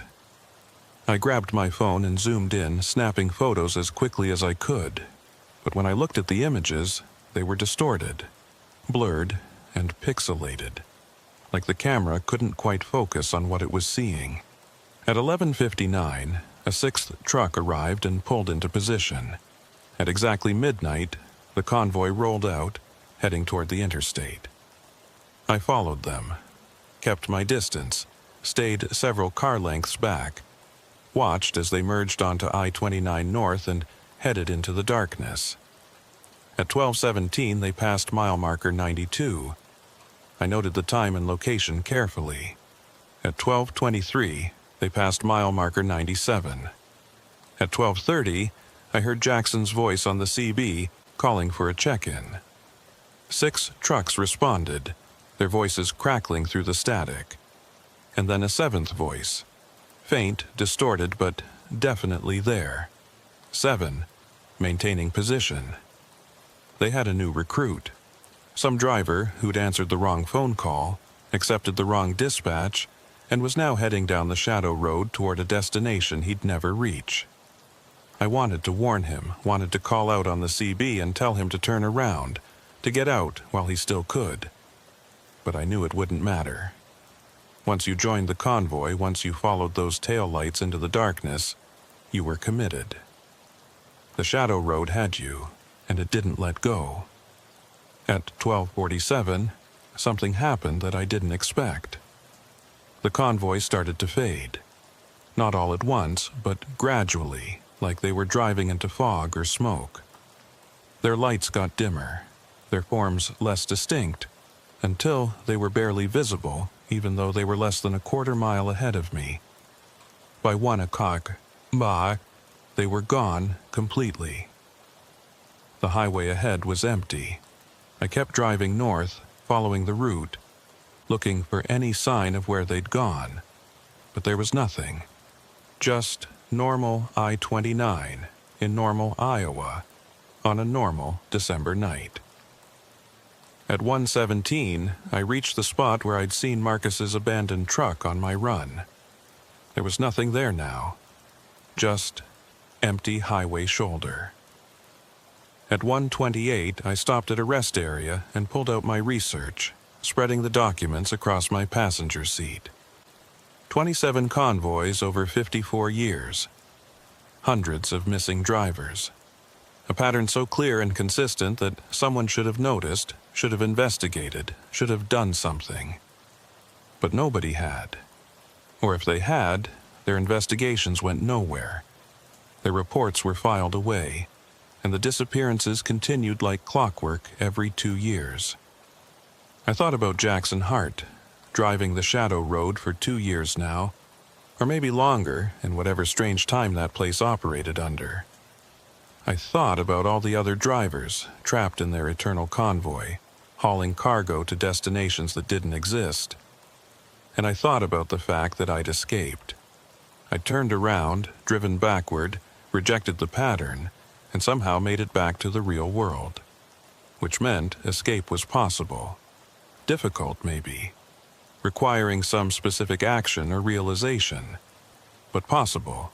I needed to figure out how I'd done it. What exactly had broken the spell, had severed the Shadow Road's hold on me. Because if I could understand it, I could help others. I could warn the next driver who got that midnight phone call, could give them the information they needed to avoid the trap entirely. At 1:47, I saw headlights approaching from the north. A single truck driving south, moving fast. As it got closer, I recognized the rig. It was my truck. My exact truck, down to the scrape on the left fender and the faded company logo on the door. It passed me doing at least 80, and I caught a glimpse of the driver. It was me. My face, my jacket, my Cat Diesel cap. But the eyes were wrong. Too wide, too aware, too hungry. The truck disappeared into the darkness heading south, and I sat there in the rest area parking lot trying to process what I'd just seen. That was my shadow, my doppelganger, the version of me that had stayed on the Shadow Road, that had accepted the eternal drive, that was now part of the phantom convoy. Which meant I hadn't fully escaped. Part of me was still there, still driving, still following those taillights into the endless night. And somewhere in the multiverse of highways, in the version of I-29 that existed between mile markers and moments, Cole Brixton was truck 4 in an eternal convoy, checking in every 30 minutes, maintaining his spacing, heading toward Sioux Falls forever. At 2 o'clock a.m., I made another decision. I couldn't let this keep happening. Every 2 years, more drivers disappeared. More trucks joined the phantom convoy. More people fell through the cracks in reality and ended up on the Shadow Road. I had to find a way to stop it, or at least to warn people, to shine a light on the pattern and force someone to investigate, to acknowledge, to intervene. But who would believe me? I had photos that wouldn't develop properly, memories that couldn't be verified, a logbook entry that proved nothing except that I'd driven somewhere that night. I didn't have evidence. I had a story, and stories aren't enough. Unless unless I made sure the next convoy didn't disappear, unless I followed them, documented everything, and brought back proof that couldn't be dismissed or explained away. It was a dangerous plan, maybe a stupid plan, but it was the only plan I had, and I had exactly 23 months to prepare for it. Because November 17th would come again, the Shadow Road would open again, and when it did, I'd be ready. 23 months is a long time to obsess over something. Long enough to lose your wife, your friends, your sense of proportion. That's what happened to me between December 2018 and November 2020. I stopped taking regular routes. I spent all my time researching, documenting, preparing. I filled 3 notebooks with information about the disappearances. I turned my apartment into what my ex-wife called a serial killer's evidence board before she left. On November 17th, 2020, at exactly 10:30 p.m., my phone rang. Unknown number. "Is this Cole Brixton?" A woman's voice. Professional. Slightly distorted. "It is. This is Sandra from Midwest Transport Solutions. We have an urgent convoy assignment for tonight. Are you available?" I'd rehearsed this moment 100 times. "I'm available, but I need names and company affiliations for everyone in the convoy." Long pause. "That information will be provided at the staging area. I want to know now." "Mr. Brixton, we need your confirmation immediately, or we'll move to the next available driver. Then move on." Instead of hanging up, Sandra said, "The lead driver is Jackson Hart." My blood ran cold. Jackson Hart has been missing since 2016. Jackson Hart is one of our most reliable drivers. Are you interested in this assignment or not? I'll be at the staging area at midnight. I called Pete Dalton and told him to track my GPS. If I don't text you by 8 a.m., start making calls. At 11:45 p.m., I pulled into the industrial park. 5 trucks were already there. I recognized some from my research, rigs that had disappeared in previous convoys. Jackson Hart walked toward me, looking exactly the same as 2 years ago, not aged a day. "Cole Brixton," he said, extending his hand. "Good to see you again." I didn't take it. "You remember me?" "Of course. You were with us in 2018. You completed the run, and now you're back for another one." "That's not what happened. I escaped." Jackson smiled. "The Shadow Road doesn't need to trick people. People trick themselves. You've spent 2 years obsessing over it. You've sacrificed everything. And now you're here. If that's not a choice, what is?" I pulled out my phone. The call log showed no incoming call at 10:30 p.m. At exactly midnight, the convoy rolled out. I was truck 6 bringing up the rear. We merged onto I-29 North, and immediately the highway changed. The pavement was darker, the mile markers wrong, the stars positioned in impossible patterns. We'd crossed over to the Shadow Road. At 1 o'clock, we passed mile marker 0. At 1:30, we passed it again. At 2 o'clock, my recording had corrupted. Just static. At 2:30, I pulled over. The convoy continued without me. I got out and stood on the Shadow Road, looking at a landscape that couldn't exist. Desert that was somehow also forest. Mountains both near and impossibly distant. I had a choice to make. I could keep driving, join the eternal convoy, or escape again, leaving another piece of myself behind. I'd seen my shadow self 2 years ago. Still driving, still trapped. How many times could I fragment before nothing was left? At 3 o'clock a.m., I made my choice. I turned off my engine and started walking.